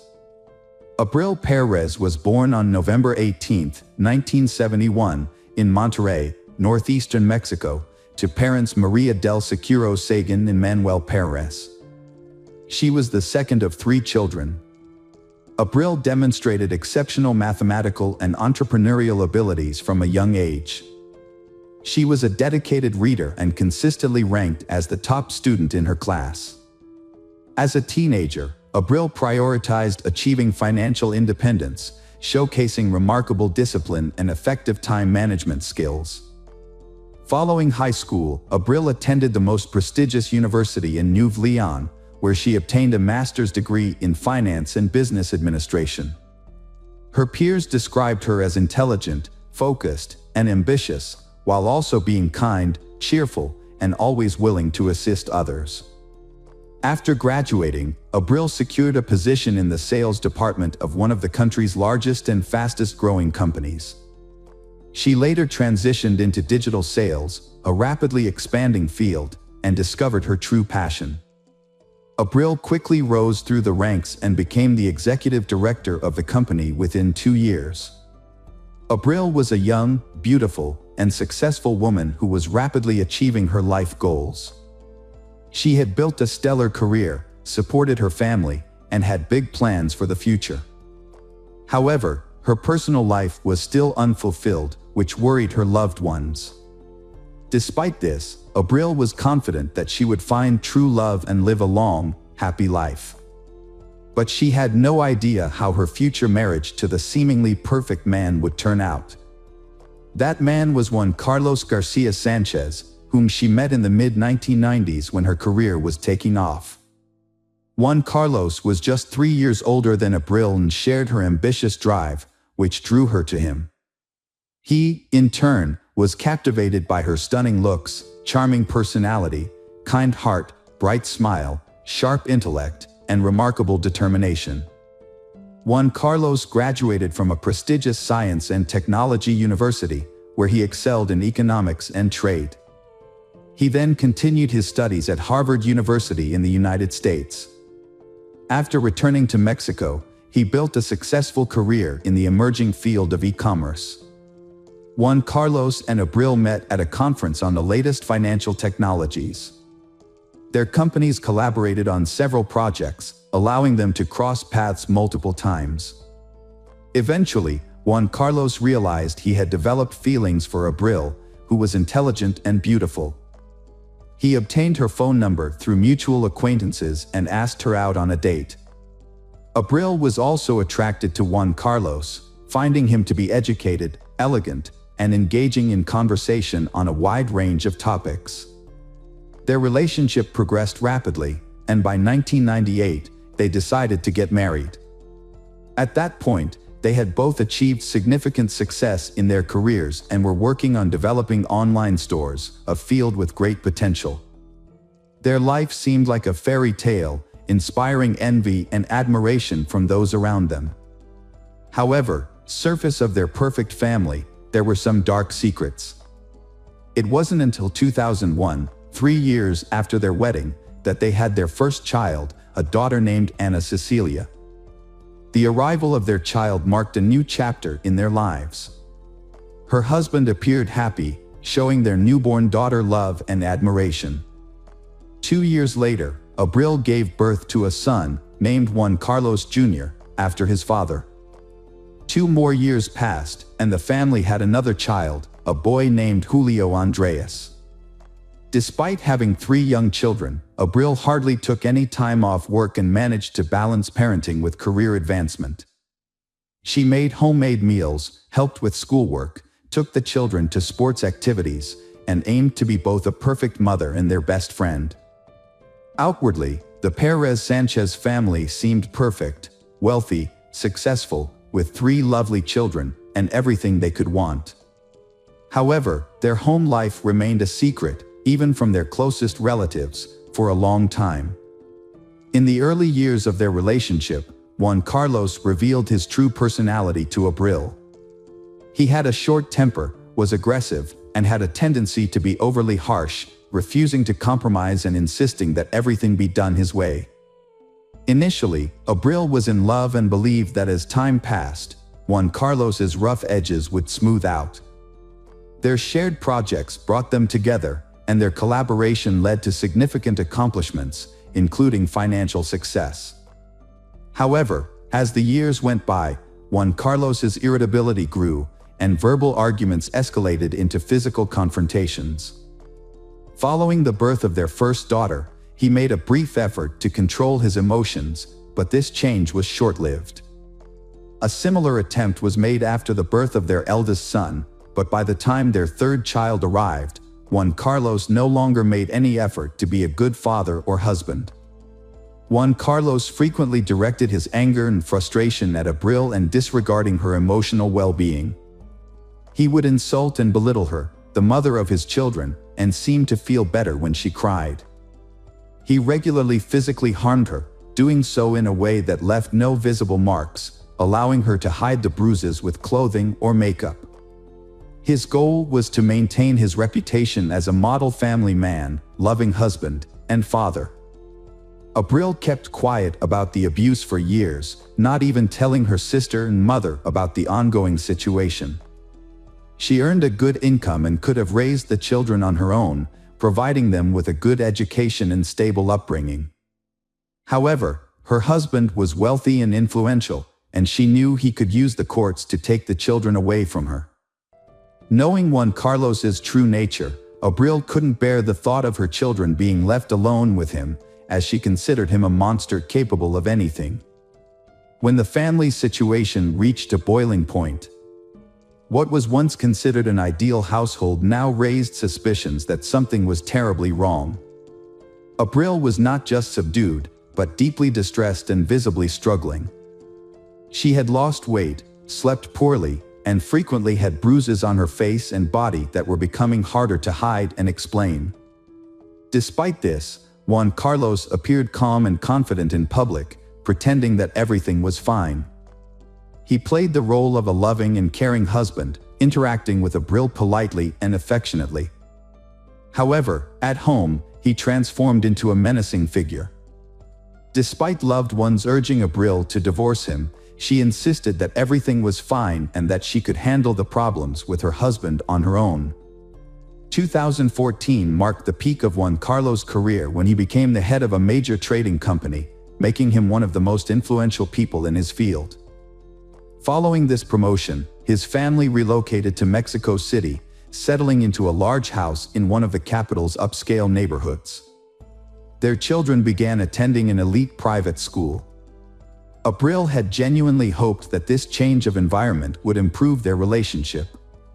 However, contrary to her expectations, the abuse continued.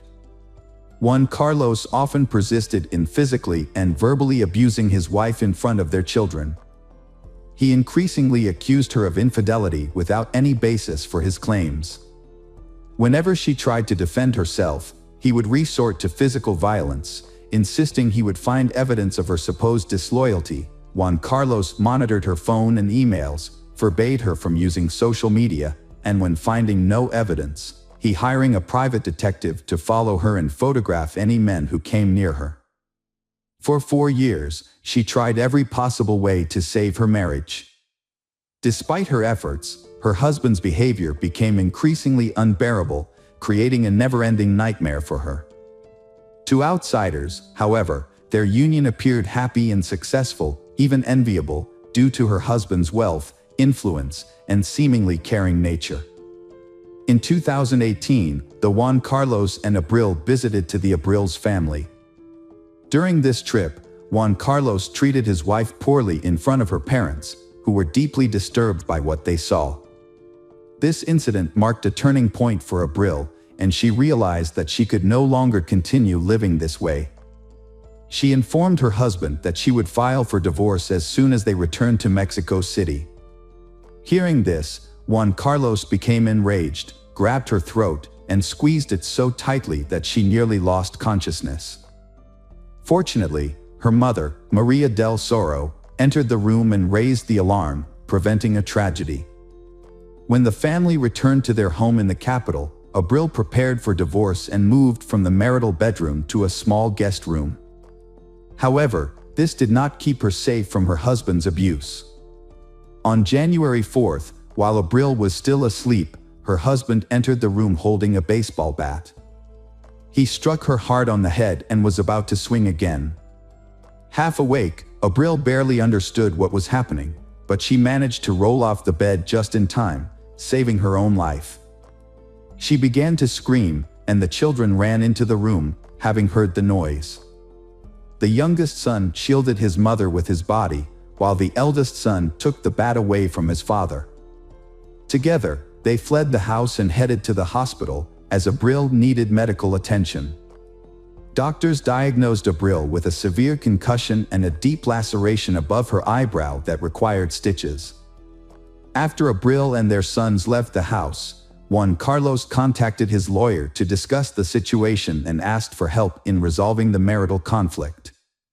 However, Juan Carlos also posted on social media, accusing his wife of betraying him by being unfaithful and planning to leave him for another man, taking their children and attempting to claim all their jointly acquired assets. Additionally, Juan Carlos claimed that Abril had stolen all the money from their home safe and had injured him with a knife when he tried to stop her. He posted photos of a bloodied knife and brown stains on the floor as evidence. However, the blood on the floor actually belonged to Abril from her own injury, and the knife photo was taken from the internet. Despite the fabrication, Juan Carlos's friends believed his story and actively shared and reposted his account on their social media pages, calling for widespread attention to this supposedly egregious case. Juan Carlos's attempt to kill Abril prompted her to take swift action.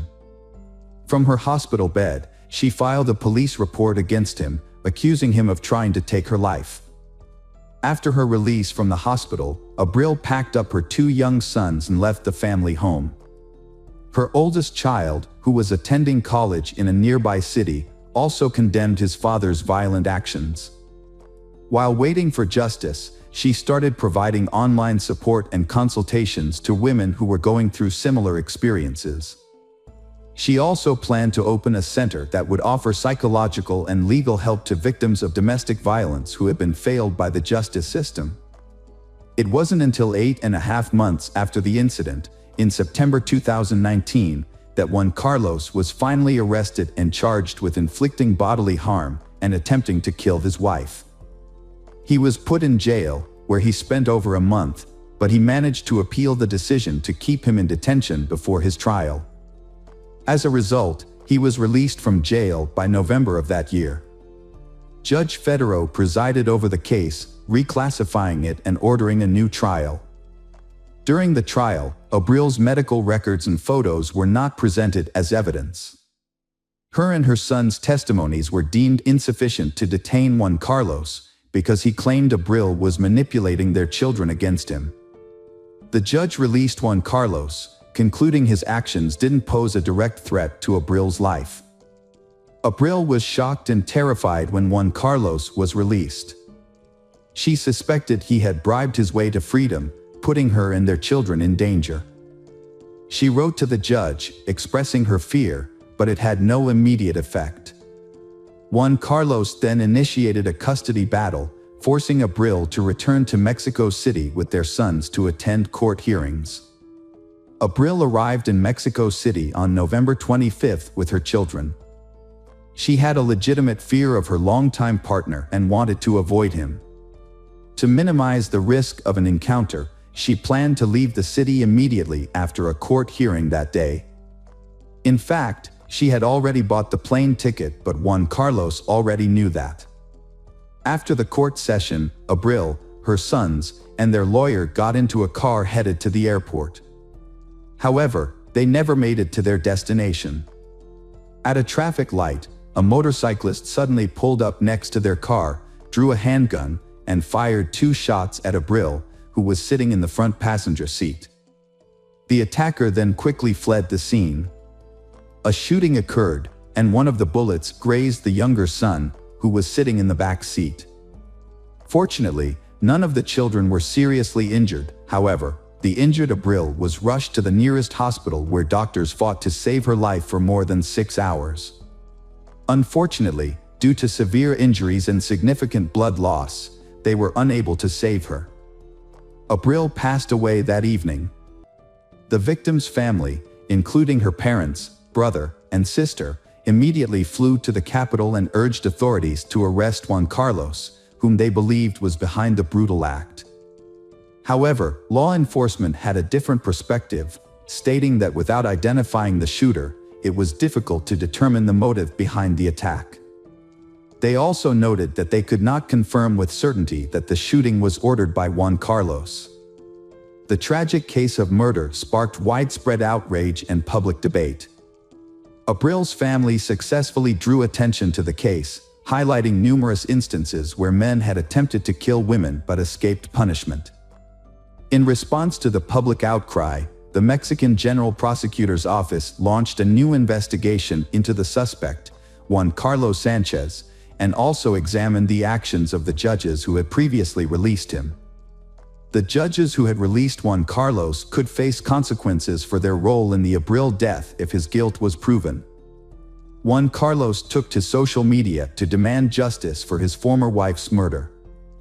However, his daughter, Ana Cecilia, accused him of cruelty and shared photos of her mother's hospitalization after Juan Carlos had attacked her with a bat, contradicting her father's claims that he would never harm her mother.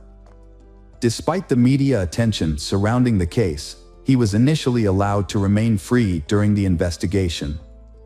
However, he was required to check in with the police weekly and was placed under a restraining order. When he failed to appear at the scheduled time, a warrant was issued for his arrest for violating the order. As expected, Juan Carlos could not be found, and it was later discovered that he had used his wealth and connections to quickly leave the country and enter the United States. Mexican authorities contacted Interpol, reporting Juan Carlos as a fugitive accused of a serious crime, and he was subsequently declared wanted worldwide. Meanwhile, efforts were underway to locate criminals in Abril's assassination. Surveillance footage from street cameras revealed that the motorcyclist who committed the crime was not alone. Two vehicles were seen following the car carrying Abril.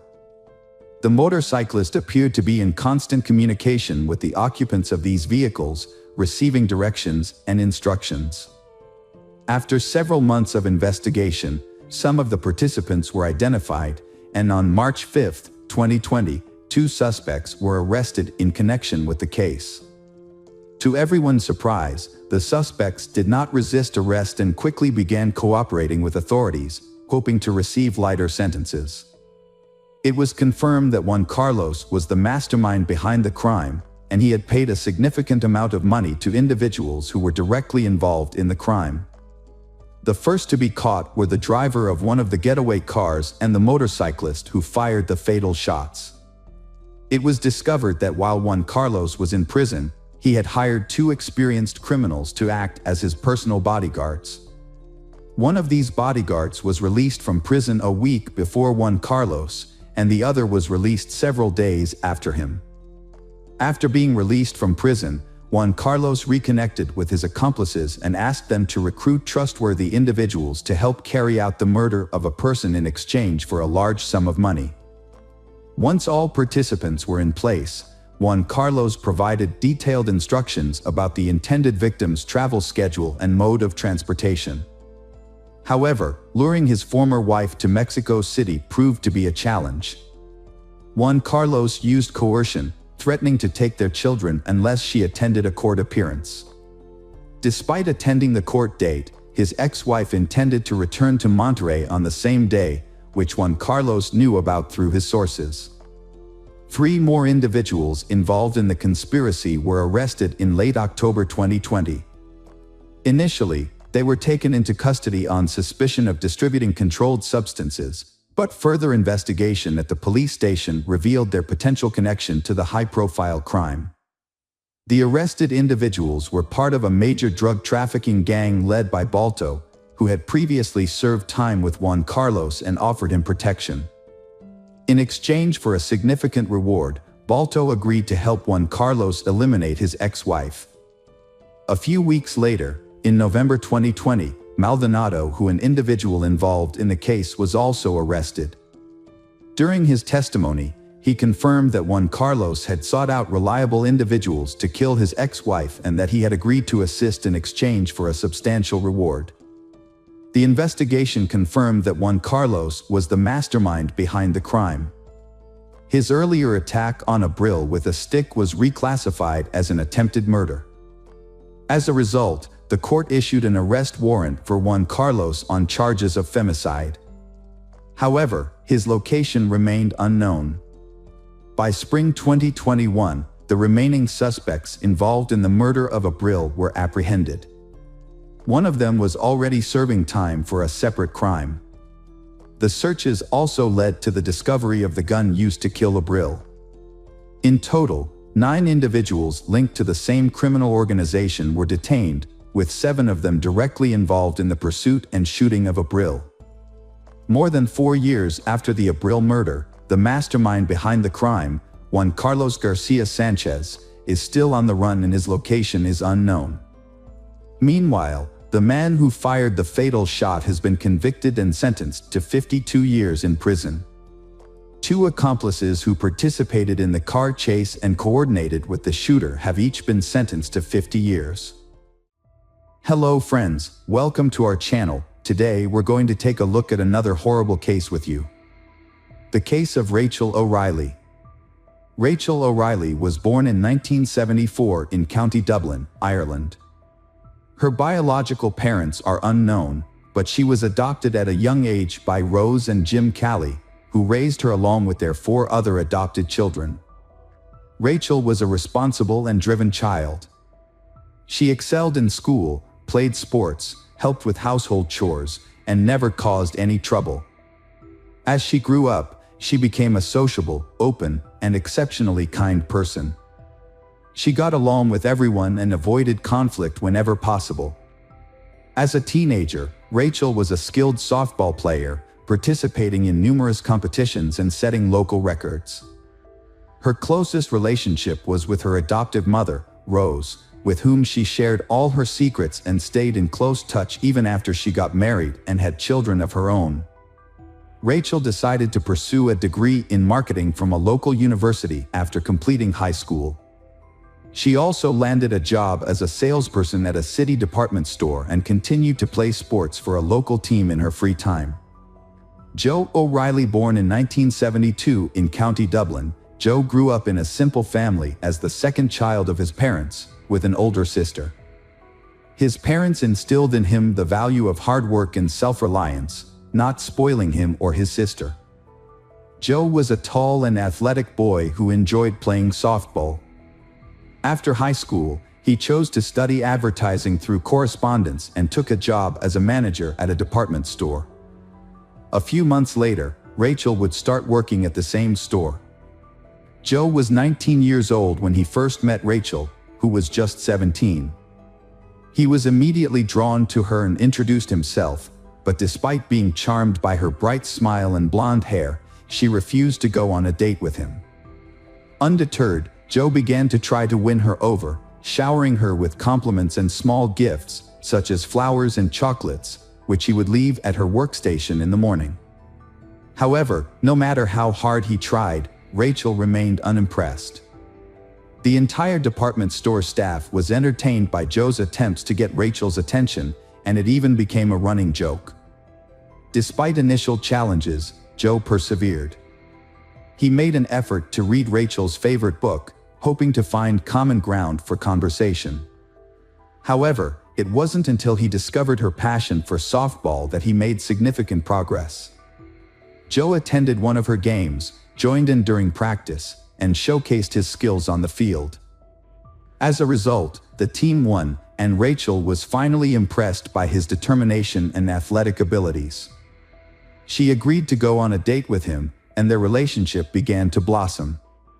As they spent more time together, Joe went to great lengths to prove his commitment and affection.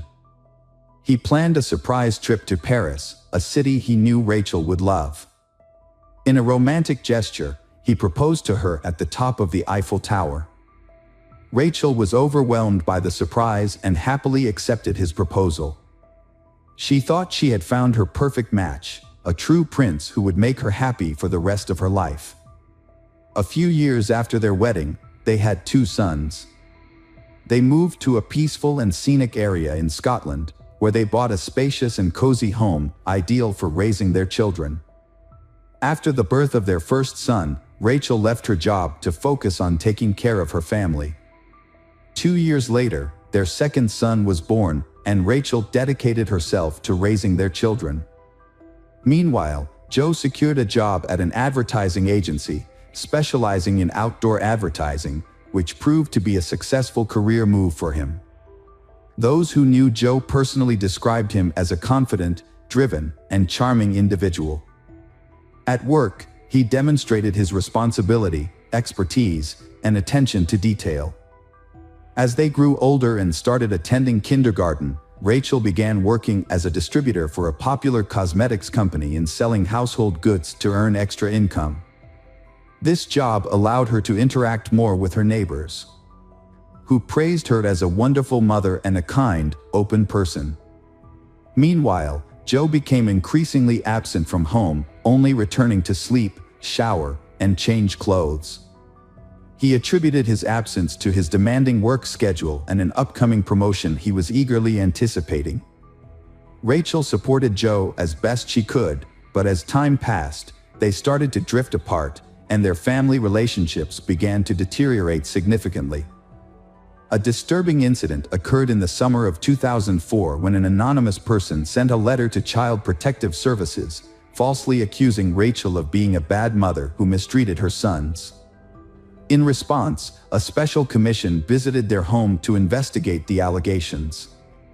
Although the investigation found no evidence of wrongdoing, and relatives and neighbors described Rachel as a loving and caring mother, the malicious letter damaged her reputation. On the morning of Monday, October 4, 2004, the O'Reilly household began as usual.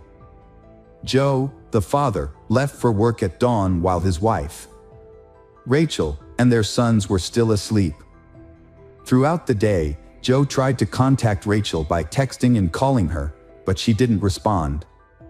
He then called their home phone, but the answering machine picked up, and Joe left a worried message, asking Rachel to call him back as soon as possible.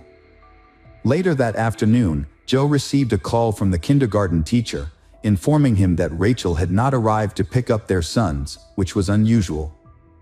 Joe then called his mother-in-law, Rose, to ask if she knew Rachel's whereabouts.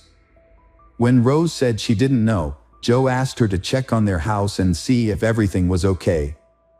Meanwhile, Joe went to the kindergarten to pick up the children. When Rose arrived at the house, she found Rachel's car in the yard, indicating that Rachel was home. However, the house was dark and quiet, and Rose's calls went unanswered. As Rose entered the house, she was immediately struck by the scene of chaos before her. Cabinets and drawers were open, with their contents scattered all over the floor, giving the appearance of a robbery. Upon entering the bedroom, Rose's was met with a horrific sight. Rachel lay lifeless on the floor, surrounded by a massive pool of her own blood. The walls, furniture, and even the ceiling were splattered with blood, and Rachel's tangled, bloody hair partially concealed her skull. In some places, the bare bones of her skull were visible. Rose rushed to her daughter, hoping against hope that she was still alive and could be saved. But when she touched Rachel's arm, she felt it was cold and stiff. It was clear that Rachel had been dead for hours, and there was nothing that could be done to help her. Overcome with grief and unable to collect her thoughts, Rose began screaming and calling for help. She then rushed to the phone to dial the police. Her screams alerted the neighbors, one of whom was a doctor. The doctor was the first to examine the body and confirm that Rachel was beyond help. When Joe arrived at the house, he was met with a crowd of people who had already gathered there. Upon learning of his wife's death, he was overcome with grief, screaming and running inside the house, exclaiming that he didn't believe the news. In the bedroom, he became hysterical beside his wife's body, crying and vowing to kill the person responsible for her murder. According to the police officers who responded to the scene, the crime was one of the most brutal they had ever encountered. The victim, Rachel, had been beaten to death with a heavy blunt object with incredible force. It appeared that she had been attacked from behind, as she showed no signs of having tried to resist or fight back. At first, the scene resembled a robbery, but the investigators' instincts suggested that the brutality of the attack indicated a personal motive or intense dislike. However, it was unclear who would have wanted to harm the Rachel, who was a mother of two. The detectives began by interviewing Rachel's family members and neighbors, who all confirmed that she was a friendly person with no known enemies or conflicts. None of the neighbors reported seeing or hearing anything suspicious on the day of the murder. Joe provided an alibi, stating that he was at the bus depot on the other side of town for work, which could be corroborated by a coworker. The scene looked like a robbery, but nothing valuable was taken. A 1,000 euro note was left untouched on the bedside table, and another stash of money was found in a kitchen cupboard, also untouched. A jewelry box on the dressing table was disturbed, but only a pair of chains and earrings were missing, found separately in a drawer.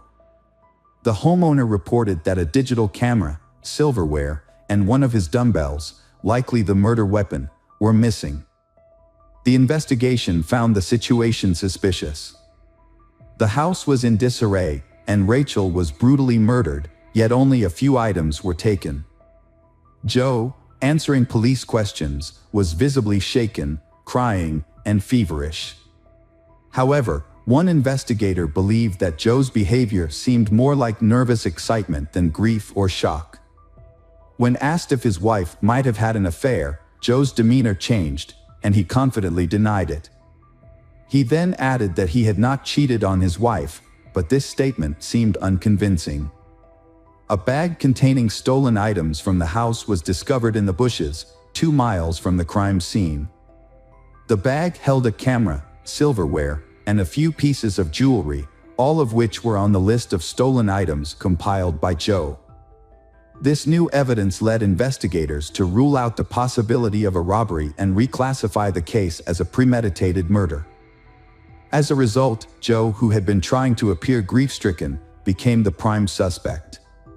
His attempts to convey pain and sorrow seemed insincere, raising suspicions about his involvement in the crime. Joe didn't have an alibi to present, so the detectives had to investigate the details of his day to piece together what happened. According to Joe, he started the morning by stopping at the gym, a routine he followed regularly. The surveillance cameras in the gym's parking lot and inside the gym confirmed his presence. After his gym visit, Joe drove to the office and then headed to a remote bus station in the city to check on the placement of advertisements on buses. A colleague corroborated Joe's account, recalling a phone conversation they had around that time. The investigators then visited Joe's workplace to inspect his computer. This led to a significant discovery. Joe's email contained some suspicious messages that he had partially deleted. Specialists were able to recover the deleted emails, and the police became convinced they were on the right track. Most of the recovered emails were exchanges with Joe's friend and sister, in which he frequently complained about his wife, Rachel, using derogatory language and profanity. Joe's wife had not been attractive to him for a long time, and in fact, he felt a strong sense of disgust towards her. Meanwhile, investigators discovered a suspicious correspondence between Joe and a female colleague named Nikki Pell. Their communication suggested that they were more than just friends and warranted further questioning. Nikki Pell worked at the same advertising company as Joe and was 10 years his senior. Despite their age difference, they had begun an affair. It was unclear when exactly their workplace romance started, but it was evident that Joe spent a significant amount of time with Nikki, often staying late into the evenings and even nights. Joe's wife was unaware of this and was misled into believing that he was busy with work. What was even more alarming was the content of Joe's messages to Nikki, in which he promised that they would soon be together, referring to her as a potential stepmother to his children with his wife, Rachel. Such messages raised suspicions, especially considering that in the event of a divorce, the children would likely remain with their mother. Joe initially denied having an affair, but when faced with irrefutable evidence of his infidelity, he was forced to admit to secretly dating Nikki for some time. Although they had reportedly broken up for over a week before the incident, this revelation raised questions. Following the discovery of the body, the O'Reilly house was sealed off as a crime scene, and no one was allowed to enter while the police conducted a thorough investigation. During this time, Joe stayed with his sister, and the children stayed with their grandparents. At the funeral, Joe was surprisingly calm and appeared to avoid the casket containing his deceased wife's body. When it was his turn to say goodbye, he did so hastily and without emotion.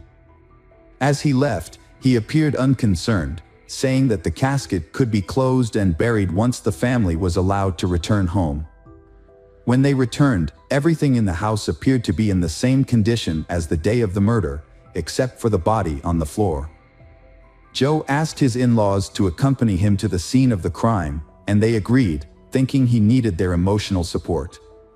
However, as they walked around the room where Rachel had been murdered, Joe began to speculate about the killer's actions. He graphically described the attack, pointing to dried blood spatters and reenacting the blows with his arms. Joe suggested that the perpetrator might have washed his hands and the crime weapon in the bathroom before taking it with him. Although his detailed and unsettling account seemed like an attempt to process his grief, his parents-in-law couldn't shake the feeling that he was reenacting the crime. Rose, in particular, secretly suspected that Joe might have been the one who killed their daughter. Immediately following the funeral, Joe began aggressively seeking media attention. He granted numerous interviews and even invited reporters into his home, providing them with a tour of the crime scene while recounting the events that transpired. 3 weeks after the tragedy, the Rachel loved ones agreed to participate in a television program about the crime. However, while Rachel's parents appeared to be overcome with grief, Joe's behavior on set was remarkably different. He interacted with the makeup team, showing concern for his on-camera appearance, and during breaks, he eagerly accepted and enjoyed the offered snacks and coffee, behaving more like a celebrity than a grieving family member. The police, who were still looking at Joe, decided to follow him and found that from the set he went straight to his mistress Nikki, who spent the night. By that time, the last doubts that he was the killer had already been dispelled, and it remained only to collect irrefutable evidence for the court. Collecting evidence proved to be a time-consuming and challenging task. The main piece of evidence, the murder weapon, remained elusive. Despite this, investigators accumulated enough supplementary evidence. Initially, 2 key witnesses, Nikki and Joe's colleague who corroborated his alibi, faced possible imprisonment for perjury, leading them to recant their earlier statements. Nikki revealed that her relationship with Joe never actually ended, they continued to see each other in secret. Rachel, who discovered their ongoing connection, got into a significant argument with Joe and his wife shortly before the tragedy. In contrast, Joe's colleague, although previously vouching for his whereabouts, could not confidently attest that Joe was at the bus station across town at the time of his wife's murder. He unknowingly corroborated his friend's story at his request, unaware that Joe was a suspect in the crime at the time. Emails retrieved from Joe's computer, in which he made disparaging comments about his wife and planned a future with his mistress and children, were also submitted as evidence in the case. Joe made a deliberate attempt to create an alibi by going to the gym and ensuring he was caught on camera. He then informed his colleagues that he would be unavailable due to a work commitment in another part of the city.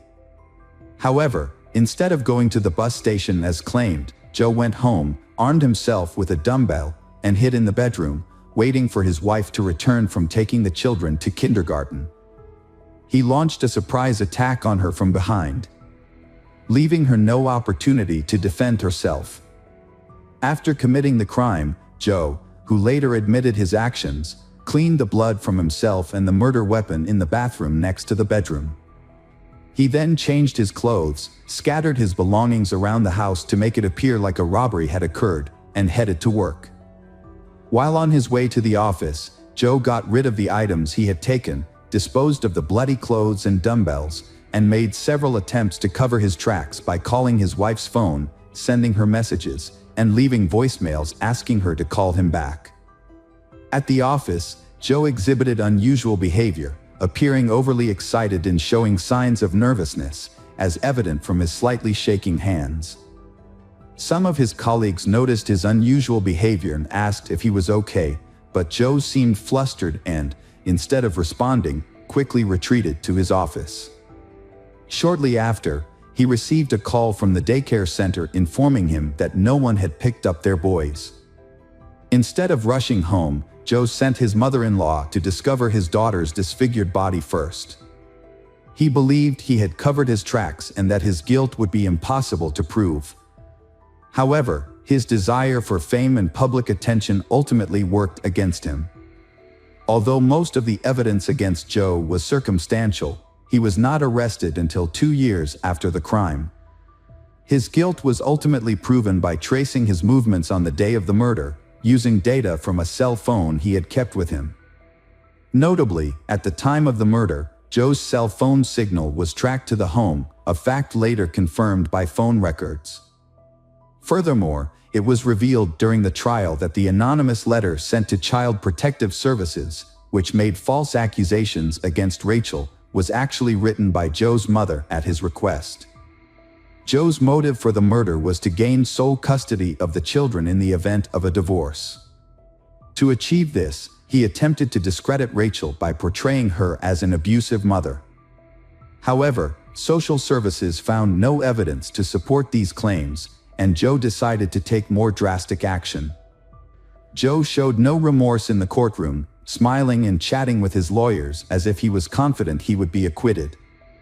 However, in the summer of 2007, the court delivered a guilty verdict and sentenced him to life in prison. Despite the defense team's efforts to appeal the decision, all their attempts were unsuccessful. Interestingly, Joe's relationship with his mistress, Nikki, continued even after his imprisonment. She visited him regularly for many years, but they suddenly lost contact in 2022. Throughout his imprisonment, Joe has maintained his innocence and has been a model inmate, never causing any trouble. He hopes that this good behavior will eventually make him eligible for parole. Welcome back, detectives. Let's dive into another horrible case, the case of Fusako Sano. Nobuyuki was born on July 15, 1962, in the Japanese prefecture of Niigata. He grew up in a wealthy family. His family's business, related to passenger transportation, was very successful, thanks to his 62-year-old father. Nobuyuki was a late child, with 5 half-siblings from his father's previous marriage. However, he is not really close to them. As a result, he grew up to be a spoiled and demanding child who always expected to get his own way, immediately. Nobuyuki often becomes aggressive when his expectations are not met in a timely manner. One notable incident occurred. He threw a tantrum in a store, punching his mother when she refused to buy him another toy. Nobuyuki struggled to form relationships with his peers due to his complicated and sometimes unusual behavior. He was also self-conscious about his height, which often caused him to hunch over. This behavior caused his classmates to tease him and give him unflattering nicknames. Despite this, Nobuyuki's family resided in a luxurious 2-story European-style house, which featured a spacious room specifically designed for him. The boy was uncomfortable in the room, fidgeting and expressing fear of being alone. This behavior led his parents to take him to see a doctor.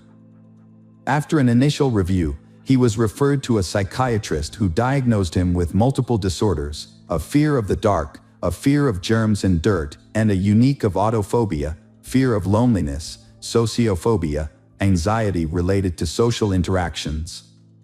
Essentially, he feared both being alone and being around others. As a result, he became a loner in high school, never forming close relationships with classmates, and never having a girlfriend despite his attractive appearance. His peers avoided him, and he became an outcast. The only people he felt comfortable expressing his anger and frustration to were his elderly parents, who forgave him and tried to calm him down with gifts and money. As an adult, he struggled to hold down a job. He frequently got into conflicts with colleagues, neglected his responsibilities, and would often leave work in the middle of the day for no good reason, such as when it was raining and he felt sad. On one occasion, he intentionally hurt a female coworker, likely trying to get her attention out of sympathy. Although the incident was attributed to an accident, he was fired immediately. After being fired, Nobuyuki became unemployed and relied on his parents' financial support. Over time, he became increasingly reclusive, rarely leaving his room, and frequently clashed with his parents. Following a particularly intense quarrel, Nobuyuki started a fire in his home, nearly destroying the house and putting its occupants in harm's way. Nobuyuki was later admitted to a psychiatric clinic for treatment, where he was diagnosed with a depressive disorder, uncontrollable outbursts of aggression, and signs of misogyny, extreme dislike and hatred of women. After a little over a month of treatment, he was discharged, deemed not to pose an immediate threat to others. For a brief period, Nobuyuki remained calm and even began rebuilding the partially burned house, adding a couple of new rooms. However, his efforts were short-lived, and he eventually abandoned the construction project. Nobuyuki became increasingly withdrawn and isolated.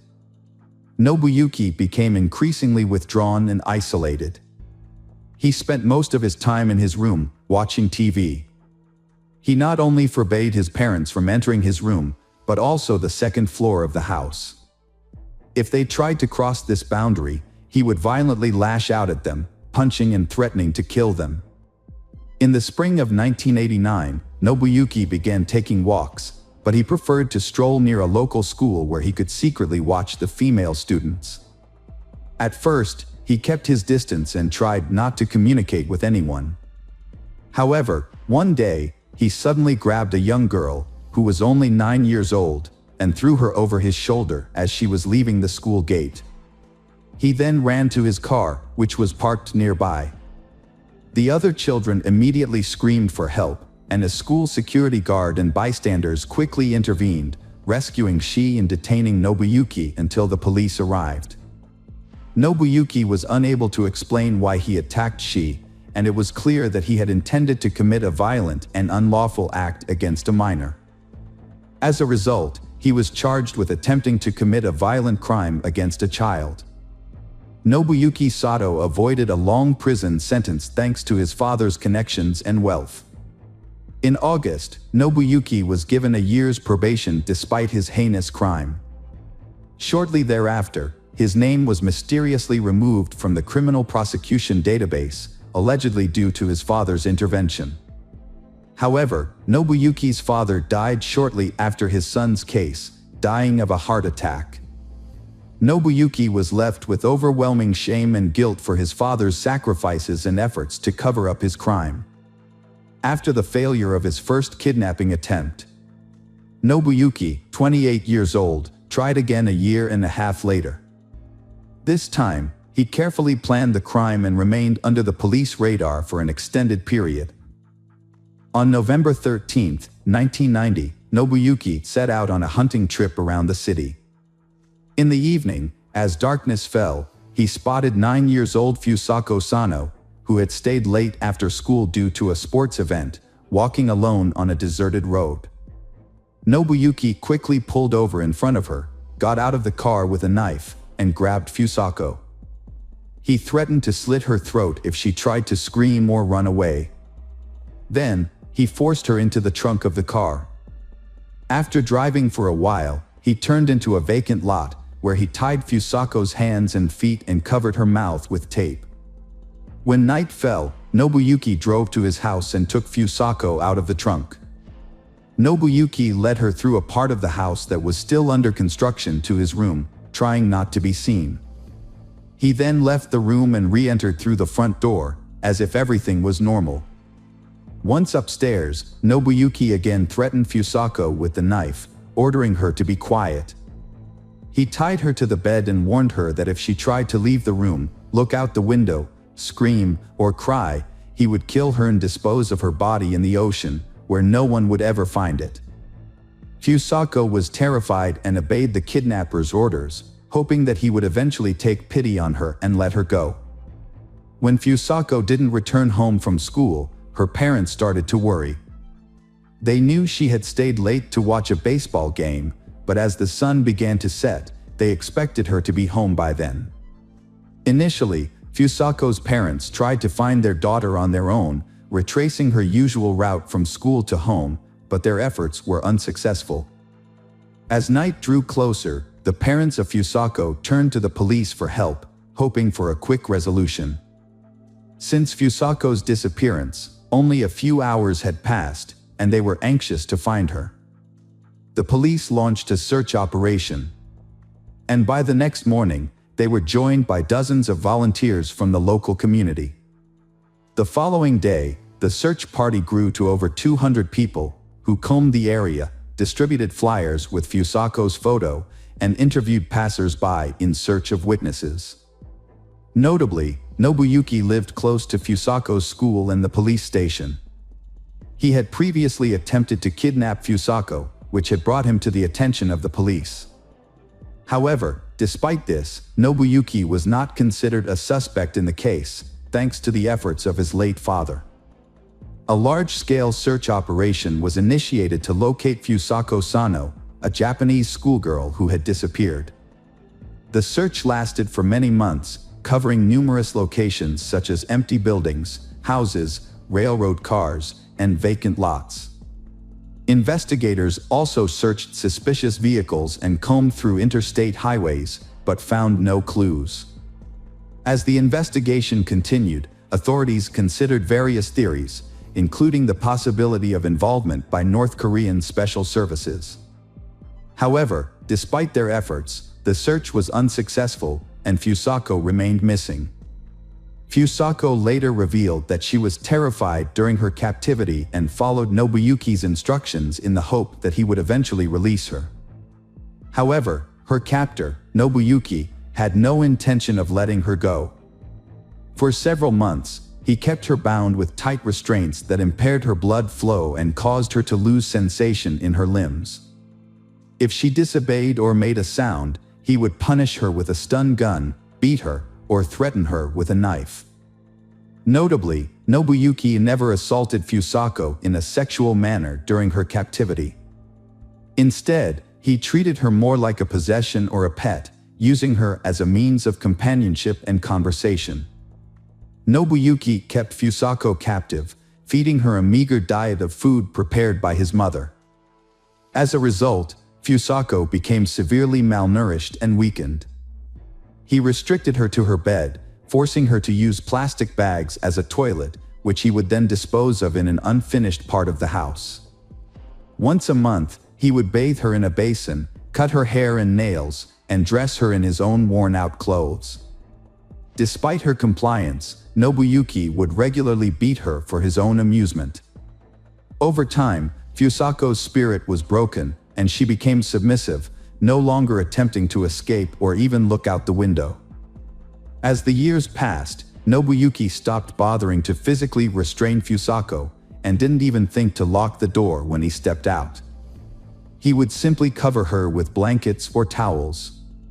Occasionally, he would turn on the radio or watch TV with her, but only to programs that interested him, such as Scottish or sports matches. He also brought her comic books, which he enjoyed himself. These were the only things Fusako had to read during her confinement. For nearly a decade, Fusako was isolated, never speaking to anyone else or leaving her room. She remained in bed most of the time, hardly moving or trying to resist her situation. Fusako had become so resigned to her fate that she no longer attempted to escape or call for help. Nobuyuki's mother lived in fear of her son's violence. For years, she had avoided the second-floor room because Nobuyuki had threatened her with violence. This was not an idle warning, as Nobuyuki actually pushed her down the stairs when she tried to enter the room. She retired in 1996 at the age of 73, and her circumstances became extremely difficult. Nobuyuki regularly abused her, forcing her to follow his rules. Desperate for help, she went to the police in the spring of 1996 and filed a report, stating that she was a victim of domestic violence at the hands of her son. However, the police seemed reluctant to intervene and persuaded her to withdraw her statement, advising her to handle the situation on her own. She also sought help from a public health center, complaining about her son's aggressive behavior and requesting that he be hospitalized for psychiatric evaluation. Her concerns were ignored and she was told her son's actions were not worth worrying about. Instead, she was advised to encourage him to seek help voluntarily. In January 2000, the elderly woman, exhausted from years of physical and emotional abuse, made a desperate call for help. She contacted the hospital and the police, requesting that they send the medical team and officers to her home. Her reason for calling was that her son, Nobuyuki, had brutally beaten her again, tied her up, and used a taser on her multiple times. Authorities finally responded to she's pleas for help and arrived at her house. When the ambulance and police car appeared, Nobuyuki became visibly agitated, aggressive, and resistant. He had to be restrained with handcuffs and sedated with a large dose of medication. Nobuyuki's mother confessed to the authorities that she lived in fear of her son, whose behavior had become increasingly aggressive and uncontrollable.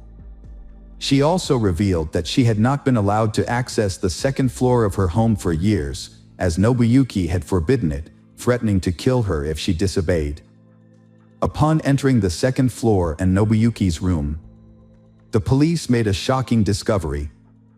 A pile of blankets on the bed moved slightly, and when the officers peeled them back, they found a thin, pale, and exhausted girl hiding underneath. When questioned, she identified herself and revealed that she had been kidnapped by Nobuyuki while walking home from school a long time ago. After the discovery, the police brought Nobuyuki's mother into the room to ask if she knew the captive girl.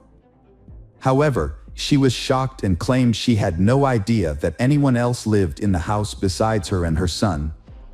The kidnapped girl also claimed that she had never seen she before. During questioning, Nobuyuki made a shocking confession. He recalled the day he saw Fusako on the road and thought she was cute, so he decided to take her home with him.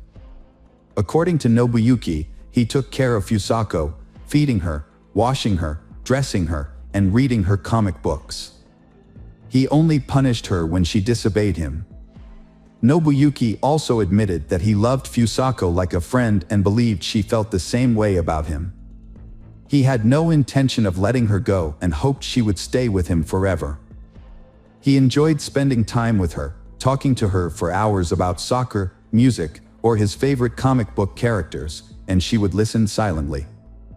Nobuyuki claimed that he never locked his bedroom door, but Fusako never tried to escape, which led him to believe that she was happy living with him. A medical examination concluded that despite his mental disorder, Nobuyuki was able to understand his actions and thus was eligible to stand trial. However, questions were raised about whether his mother could be held accountable as an accomplice. She often bought feminine hygiene products for her son, which raised suspicions. Despite her repeated efforts to alert authorities and get medical help for her family, her concerns were consistently disregarded. The case drew widespread attention before the trial even began, the city police facing heavy criticism. Nobuyuki had previously been prosecuted for attempting to kidnap a schoolgirl. But he had managed to avoid suspicion when he carried out his plan. As a result, the local police chief and the head of the regional police department were removed from their posts for failing to control the situation from the start and making numerous mistakes. Nobuyuki Sato went on trial in May 2000. The prosecution thoroughly examined every detail of his actions, including minor offenses. Nobuyuki was found guilty and sentenced to 14 years in prison, the maximum term. He was released in the spring of 2015 after serving his sentence. By then, his mother had passed away in a nursing home, and Nobuyuki had no other relatives.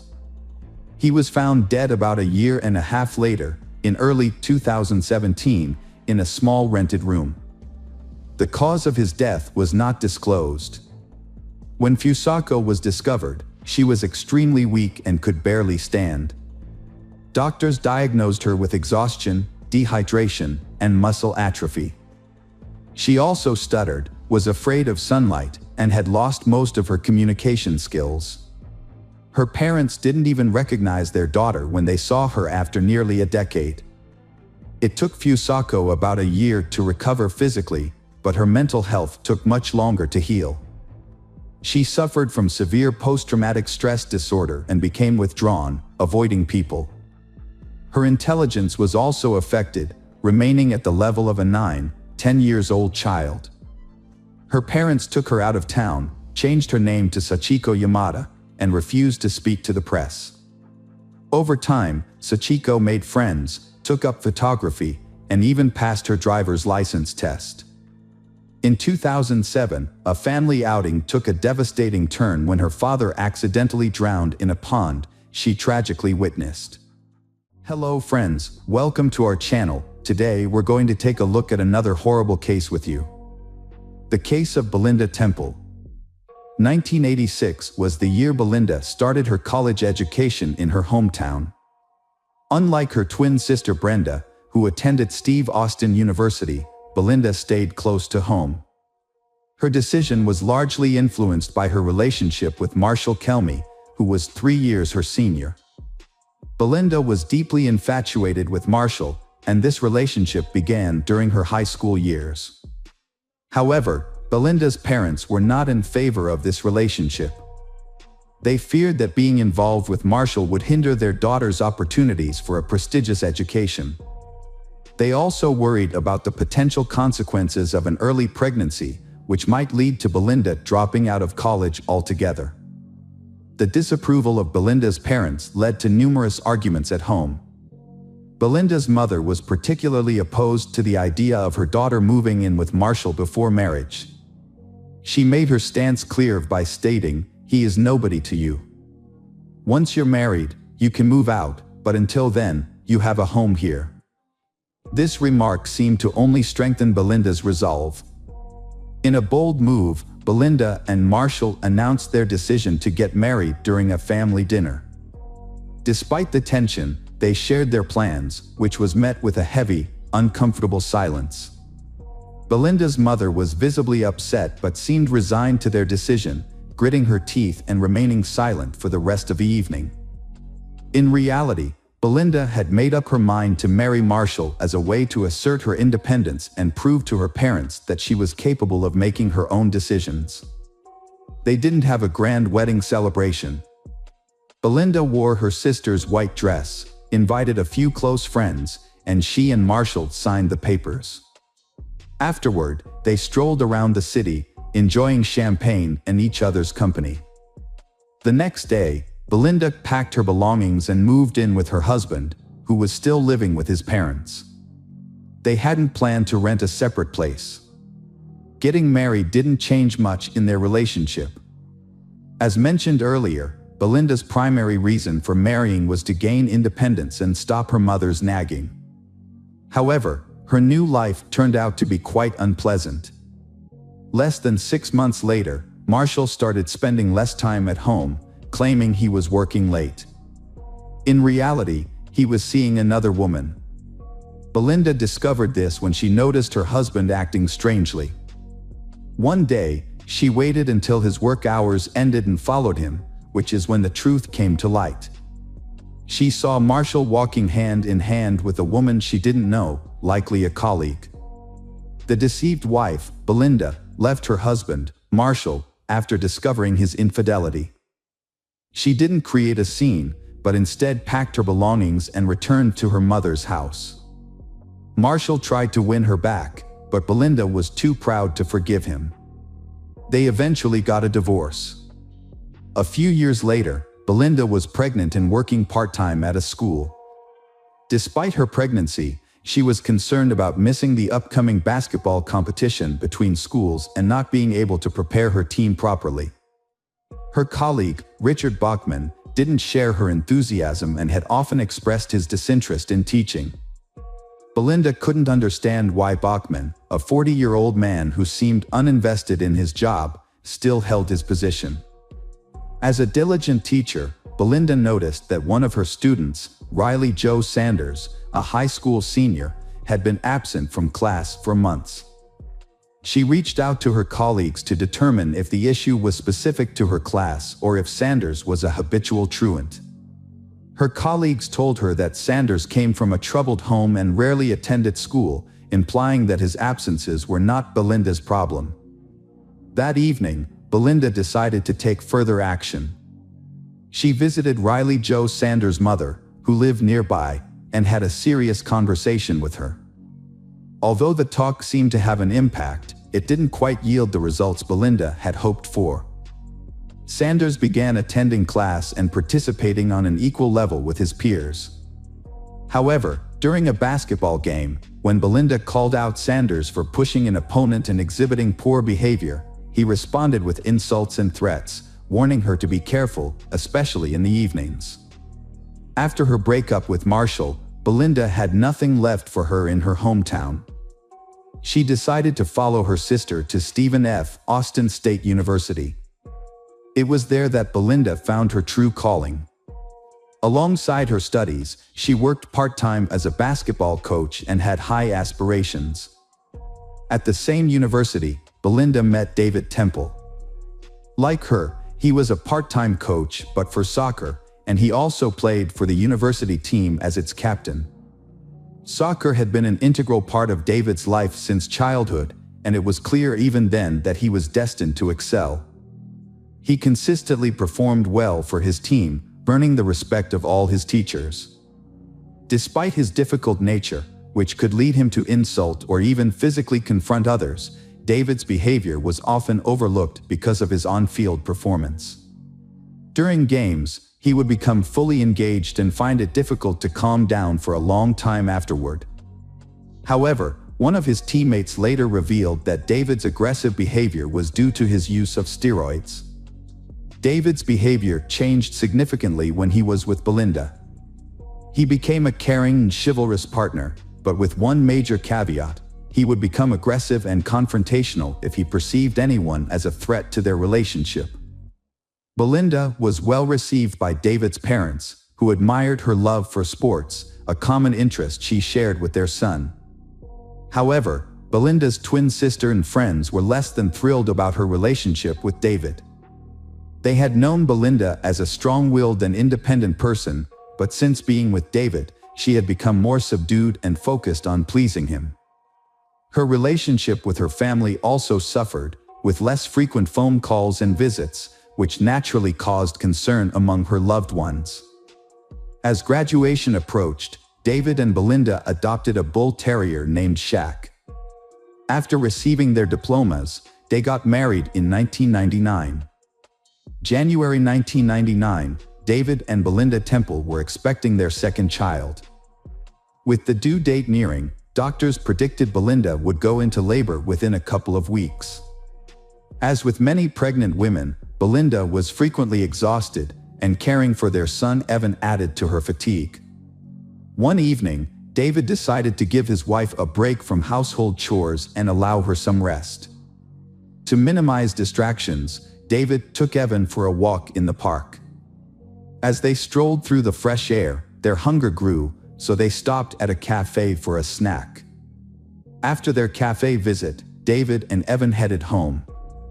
Upon arrival, David noticed the front door had broken glass. He quickly told Evan, "I'm going to take you to visit Harland for a bit, okay?" Without waiting for Evan's response, David led him to a neighbor's house, where family friends lived. Evan, struggling to keep up, asked, "Why can't we go to Mom's?" David, unsure of how to respond, said, "Mom's in the hospital right now." The neighbor, Quentin Harland, had just opened the door to unexpected visitors when David rushed past him, taking his son into the living room without a word. David then ran towards his own house, leaving Quentin confused. Quentin shouted to his wife to care for the child and followed David. "What's going on?" Quentin asked, but before David could respond, they reached David's house, where Quentin saw the front door was broken. Upon entering, Quentin saw the house was in disarray, with open closets and belongings scattered everywhere. A trail of blood led to the stairs, prompting Quentin to push David aside. Under the stairs, in the dressing room, they found Belinda lying face down with a severe head wound. David, seemingly in shock, didn't react. Instead, he took out his phone and called the police. Police officers quickly arrived at the scene, but they were initially unable to enter the house due to the Temple family's aggressive bull terrier, Shaq, who growled and barked at the unfamiliar men in uniform. One officer drew his gun in response, but David intervened, shouting at them to put their guns away and rushing to restrain the dog in the garage. Upon entering the house, the police assessed the scene and concluded that the perpetrators were likely burglars who had not expected Belinda to be home. Despite her pregnancy, they had shot her to eliminate her as a witness. When police started investigating a crime scene, they were baffled by how the burglar got past the fierce dog, Shaq, that guarded the house. They were also unsure how the perpetrator distracted the dog. Upon closer inspection of the front door, police found broken glass, but its positioning suggested it was broken while the door was already unlocked, which seemed strange. Inside the living room, a box on the nightstand caught their eye, containing jewelry such as earrings, rings, and a gold chain. What puzzled them was why the thief left the jewelry untouched. As police spent more time in the Temple family home, they became increasingly convinced that the whole scene was staged. In their experience, thieves usually take all valuables they can carry, but in this case, nothing appeared to be missing. The presence of the dog continued to raise suspicions, leaving them feeling that something was off. Regarding the murder, Belinda was shot in the back of the head with what was likely a 12-gauge shotgun while kneeling with their back to the killer. However, shotguns are an unusual choice for robbers due to their bulk and difficulty in concealing and transporting. This, combined with the fact that the murder took place at 4 p.m., makes it improbable that a thief would be openly carrying a shotgun at that time of day. When questioned by police about firearms in his home, David mentioned owning a couple of rifles, which he showed to the officers.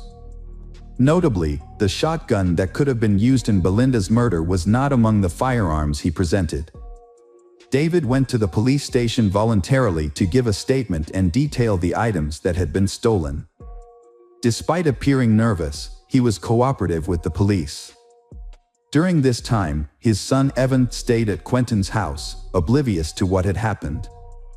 In 1996, David Temple and Quentin Harland were neighbors and co-workers at a school. They were close friends and often socialized together outside of work, watching sports and hosting barbecues with their families. However, their friendship became strained when Heather Scott, a new teacher, joined the school. Quentin was attracted to Heather, but she rejected his invitation to dinner. What Quentin didn't know was that David had also developed feelings for Heather, and they started a secret relationship. Quentin was angry and hurt when he found out that his married friend, who had a son, was involved with someone else. Despite his feelings, Quentin kept David secret, even as their co-workers began to notice the romantic connection between David and Heather outside of school. Heather didn't know that David was married, as he didn't wear a wedding ring and kept his personal life private. Belinda had no idea about David's secret life. She once confided in Quentin about her suspicions that David was cheating on her, but Quentin quickly dismissed her concerns. "You're just being paranoid," he told her. "David is a devoted husband and family man. How could you think such a thing?" However, there were signs that something was off. David, who had once been extremely respectful towards Belinda, now frequently insulted her, even in front of others. He would call her fat, despite her only gaining a little weight after childbirth, and would often ask her to leave the room when they had guests, implying that her appearance was embarrassing. Belinda didn't stand up for herself or have a serious conversation with David about his behavior. Instead, she cried at night and felt deeply unhappy as a woman. Meanwhile, David was enjoying his new relationship with Heather. David became increasingly estranged from his family due to a new relationship with a coworker. He put more psychological pressure on his wife, Belinda, and their communication consisted only of insults.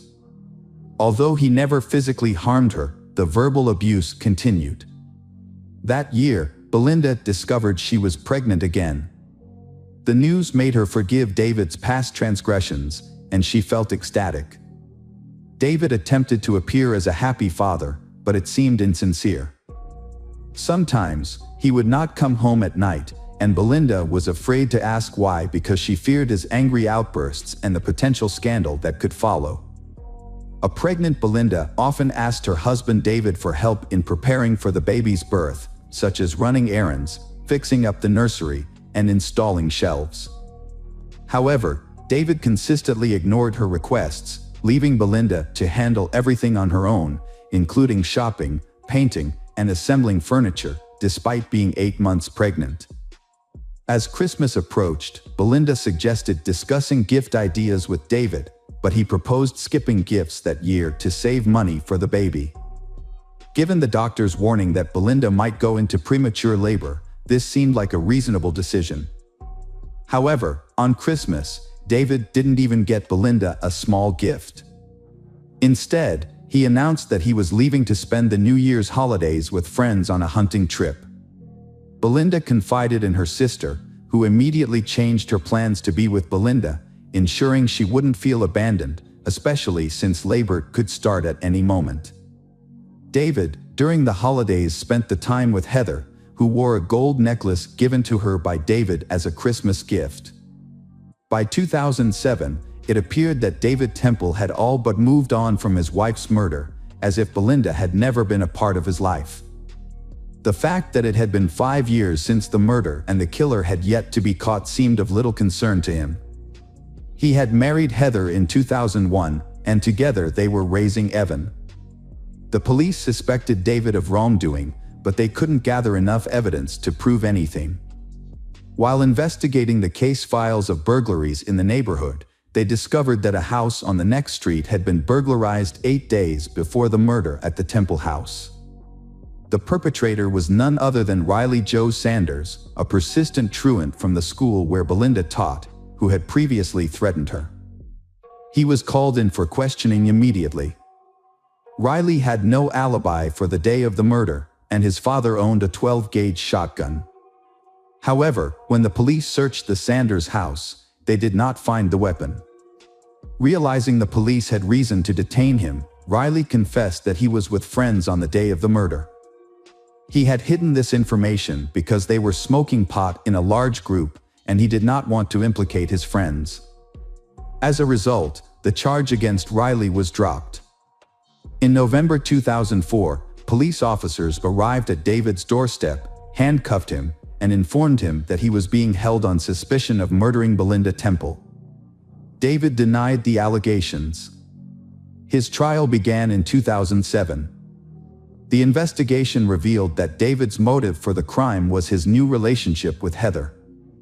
Colleagues of David testified that during Belinda's pregnancy, he boasted about replacing his fat and pregnant wife with the younger and more attractive Heather. According to the prosecution, David killed Belinda as soon as she returned home from work, as evidenced by her still wearing her work uniform and shoes. They alleged that he then staged a robbery, scattering belongings around the house, before quickly driving to the park with his son to create an alibi. The prosecution also highlighted several suspicious facts, including that nothing was stolen from the house, and a fierce dog in the yard would have prevented any stranger from entering. Furthermore, witnesses reported seeing David's car stopped near a rice paddy, where the murder weapon was likely discarded, with only his son Evan present in the vehicle at the time. However, the shotgun was never found in the area where the crime occurred. Heather testified that before Belinda's murder, her relationship with David was not serious, and she didn't even love him. This statement introduced uncertainty into the jury's decision, as it raised questions about David's motive. Would he really kill his wife over a non-serious relationship, or was Heather lying to protect him? In November 2007, David was sentenced to life in prison. 2 years later, a friend of Riley Sanders came forward to the police to clear David's conscience. According to this friend, Riley had previously confided in him about taking his father's shotgun with the intention of robbing the Temple family home. Riley wanted to teach his teacher, David Temple, a lesson. Riley claimed that he had almost entered the house, but was thwarted by a bull terrier that ran out of the garage. He shot at the dog but missed, and fearing the noise would attract neighbors, he quickly ran away. This new testimony was submitted to the court, prompting a review of the case. David was released from prison on bail while the review was underway. Meanwhile, Heather decided she no longer wanted to be married to someone who had spent so much time in jail and whose future was uncertain. She filed for divorce. The jury took a long time to deliberate on David's sentence. The case wasn't revisited until 2023, when David was still awaiting a final decision on his sentence. David was ultimately convicted and received a life sentence with the possibility of parole after 17 years. Throughout the trial, his son Evan struggled to accept that his father was capable of committing such a heinous crime. Evan continued to support his father until the very end. Welcome back, detectives. Let's dive into another horrible case. The case of Joseph Saunier. Joseph Saunier was born in 1955 to a respected family of doctors in Shreveport, Louisiana. From a young age, he aspired to follow in his family's footsteps and become a doctor. With exceptional abilities, Joseph earned a Bachelor of Science in Medical Science from the University of Baton Rouge in 1976. He then applied to Louisiana State University in Shreveport and began working at Parkland Hospital in Dallas, Texas. Joseph effectively balanced his university studies and work. He consistently refined his knowledge through hands-on experience at the hospital. The hospital management recognized Joseph's success and dedication, and in his final year of training, he was appointed chief resident. After completing his studies, Joseph chose to specialize in pathologic anatomy and went on to become a pathologist and laboratory director in Leck, Texas. Joseph's life was marked by personal tragedy, including the loss of the woman he loved, Becky. His 27-year marriage, which he considered happy, ended in divorce when his wife fell in love with another man. Joseph accepted her decision and agreed to the divorce, believing that the woman he loved had found happiness. Joseph had a strong sense of responsibility and nobility. After his divorce from Becky, he maintained a warm relationship with her and continued to support their 2 sons. 2 years later, Becky was killed by her new husband. Joseph was shocked by her death. He often thought about their past family life and mourned her loss. Despite his own grief, Joseph remained a source of strength for his family. He took care of the funeral expenses and helped his sons cope with the trauma. His sons later credited his support for helping them overcome their pain. The tragedy had a profound impact on Joseph. He devoted himself to his work and raising his sons. However, the grief finally gave him the motivation to change his life. He decides to start a new chapter in a new city. In 2007, Joseph moved to Leck, Texas, with his sons, where he became the chief pathologist at Covenant Health System. Feeling the need for a change, Joseph enrolled in a local dance studio. He enjoyed the classes and met new women, which helped fill the void in his life. A few times, Joseph attempted to form connections with his dance partners, but it never worked out. That was until Michelle Tina walked into his dance class on a warm summer evening. Her elegance, poise, sense of humor, and sparkling eyes immediately caught his attention. Her radiant smile illuminated the room, and Joseph knew right then that she was the one he had been searching for. Michelle, too, noticed Joseph's confident and respectful demeanor on the dance floor. As they danced together, the 47-year-old Michelle and 57-year-old Joseph found that they complemented each other perfectly. As they continued to dance together, they grew closer with each passing session. Eventually, Joseph asked Michelle out on a date, and she agreed. This marked the beginning of what seemed like a happy new chapter in both of their lives. Michelle possessed an irresistible charm that had a profound effect on men. Michelle was a classic example of a femme fatale, a woman with an undeniable magnetism that drew attention and sparked passion in those around her. Michelle, like Joseph, is also starting a new life after personal emotional breakdowns. She is running away from the fear and anxiety associated with Mike Dixon, owner of a private clinic for cosmetic surgery. Michelle met Mike in 2008 when she came in for Botox injections. At first, there was just casual social interaction between them, then light flirting followed and they began a romance. Michelle is a successful and free woman. She worked as an executive in the NFL, built a successful career, and didn't lack for anything. Mike, on the other hand, is bound by his marriage. A few months after living a double life, his wife discovered his affair with Michelle and filed for divorce after 20 years of marriage. Mike is so captivated by Michelle that he barely notices that he is losing everything. Mike left his wife for Michelle, even though she never announced she would marry him. When Mike doesn't get the attention he expected, he tries to pressure Michelle, which scares her. Michelle recognized Mike's manipulative behavior and desire to take complete control of her life. This realization caused her to end the relationship. In 2010, Michelle and Mike went their separate ways.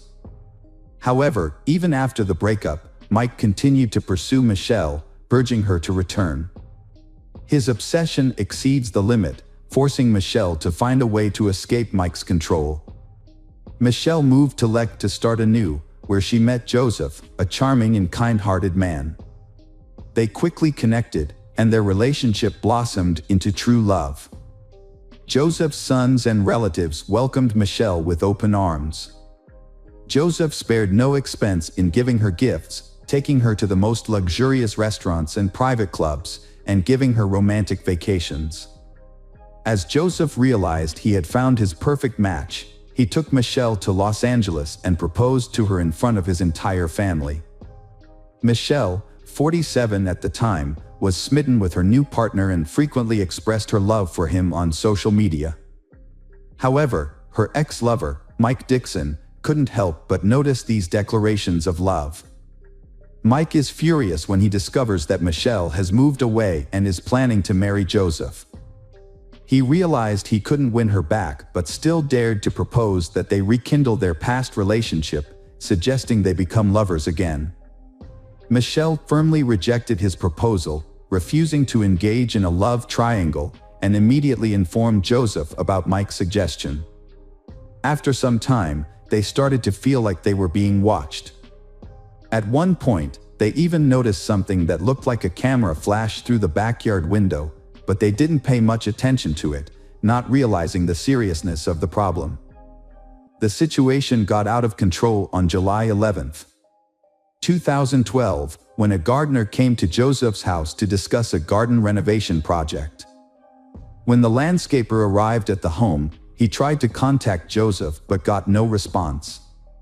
He saw an open door and, thinking Joseph might not be able to hear him, went inside.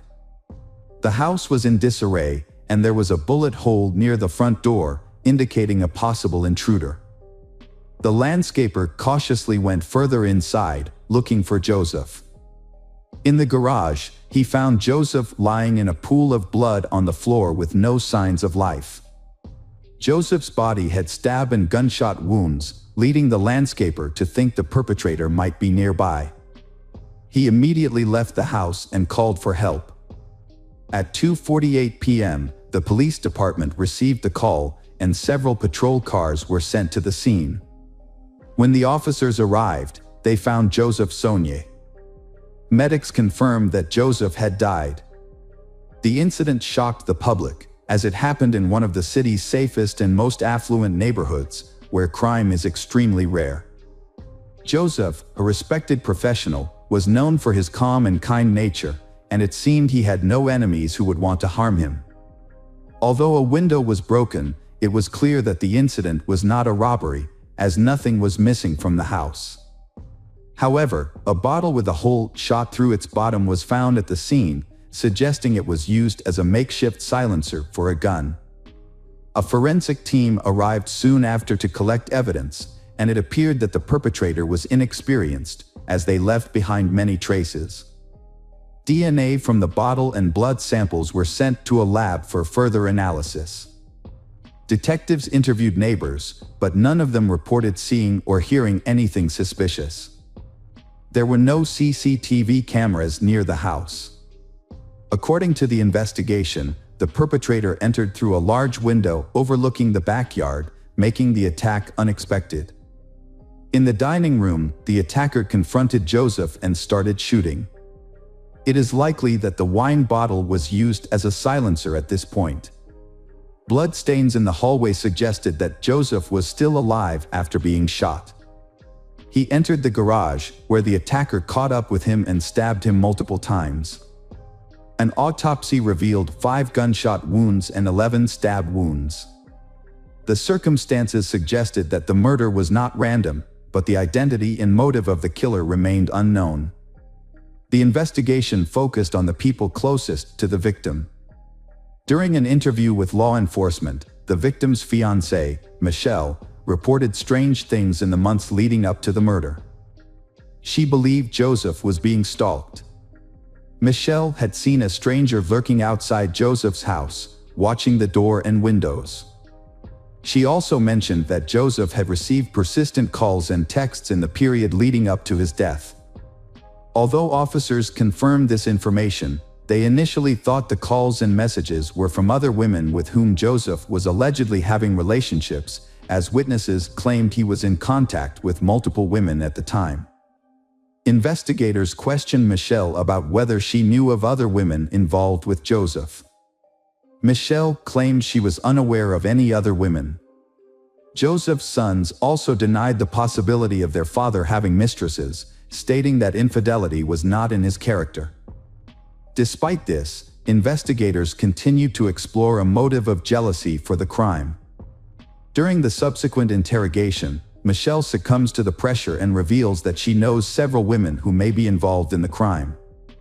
According to Michelle, these women are ex-girlfriends who often stalk Joseph. Although he ignored them, they continued to express their displeasure about his upcoming wedding to Michelle. The women in question include a woman from Florida who persisted in contacting Joseph even after he revealed his relationship with Michelle. There was also a nurse, Joseph's colleague, who often called and wrote to him. Additionally, a woman whose daughter sent a letter accusing Joseph of abandoning them shortly before the murder. In the same interview, Michelle mentioned Mike Dixon for the first time. She hadn't thought about Mike spying on her and Joseph before, because Mike stopped paying attention to her after she refused to be his lover. Michelle assumed that Mike had accepted her decision to marry Joseph and move on with his own life. The police visited Mike. He cooperated and spoke with the detectives. Mike revealed that he had been deeply in love with Michelle and had even divorced his wife to pursue a future with her. However, after Michelle rejected him, Mike gave up. He started a new relationship with a younger medical student who corroborated his alibi. At the time of the crime, Mike was at work and then spent time with his new girlfriend, which confirmed he couldn't have been involved. The investigation encountered significant obstacles. Every suspect, including Michelle, had a solid alibi, leaving detectives stumped. They searched for enemies of Joseph or individuals who might benefit financially from his death. But no new leads emerged. Unfortunately, forensic analysis does not provide any information about an individual, so police cannot identify the owner of the DNA found at the crime scene. Just as the case seemed hopeless, the police received an unexpected call from Paul Reynolds. Reynolds reported that his roommate, David Shepard, had recently confessed to a murder in Leck and then attempted to take his own life but was saved. According to Reynolds, a neighbor shared specific details about David's crimes with him, including details that only a few detectives knew, such as the use of a glass bottle as a silencer. This new information led police to conclude that Shepard was indeed connected to the crime. The witness came forward claiming that David was not the mastermind behind the crime, but rather a person who was hired by an unknown doctor involved in plastic surgery. Police launched an investigation into the new suspect and discovered that Mike Dixon was the person who hired David. When questioned at the police station, David began to confess and revealed that Mike Dixon had indeed hired him to commit the crime. According to David, he and Mike met at a bar while both were going through difficult breakups and formed a friendship. Mike shared his sadness over his lost love, Michelle, who was now engaged to someone else. He claimed that he couldn't move on and was willing to do whatever it took to win her back. David alleged that the initial plan was to discredit Joseph, Michelle's current partner, in the hopes that Michelle would leave him and return to Mike. However, David claimed that murder was not part of the original plan. First, women were paid $1,000 each to pretend to be Joseph's mistresses and pursue him. Additionally, a letter arrived from a woman claiming Joseph had abandoned her and their child. Joseph consistently denied these allegations, and Michelle believed him. It was later revealed that the camera flash seen by the couple was actually the light from David's cell phone flashlight. David had been driving to their house to create the illusion of surveillance. Funded by Mike Dixon, who covered gas and other expenses. When these tactics failed to break the couple apart, Mike plotted a more extreme solution. He offered David 3 silver bars, valued at around $110,000, to kill the pathologist. David agreed and received one of the bars as a deposit, which he immediately sold at a pawn shop. According to David Shepard, the situation escalated out of control when he went to Joseph's house. He claimed the shooting was unintentional, and that after shooting Joseph, he became afraid and Joseph began to run away. David shouted to check on Joseph but received no response. He then followed Joseph into the garage, where he found Joseph lying still and heard his last breath. David rushed to check Joseph's pulse and confirmed that Joseph was dead. David admitted to stabbing Joseph several times but could not remember the exact number. David also admitted that he considered calling for help using Joseph's phone, but ultimately chose not to. Instead, he put the phone back, mutilated Joseph's body, and then went to Mike's house to get the rest of the gold before attempting to take his own life. According to David, he didn't fully understand what he was getting himself into. When he faced Joseph, he realized he could not continue killing. If it weren't for an accidental gunshot, Joseph might still be alive. Mike Dixon was arrested by the police on the same day and charged with first-degree murder. This was based on testimony from David, as well as a large amount of other evidence that included incriminating phone calls and text messages where Mike made explicit confessions. When Mike Dixon was first interviewed by detectives, they had hoped he would confess to the crime. However, he denied everything and asked for a lawyer, which led to a lawsuit. David Sherd, who had been involved in the crime, made a deal with the prosecutor where he pleaded guilty to his role and gave up his right to appeal the sentence. As a result of this deal, David received a life sentence without the possibility of parole, instead of the death penalty. Mike Dixon, on the other hand, maintained that he was not guilty, despite the circumstantial evidence against him. However, in a surprising turn of events, David, who was a key witness for the prosecution, changed his story during the trial. Under oath, David claimed that he had committed the crime alone and that Mike Dixon was not involved. He said that the silver bars found at the scene were meant to be used as an investment in a business that the two of them had planned to start. The jury was unable to reach a unanimous verdict, and a retrial was declared. The second trial occurred in 2016, resulting in Mike's conviction for first-degree murder and a life sentence without parole. However, his lawyer successfully appealed the judgment, and it was overturned. Mike was released on $2 million bail, but the case was far from over.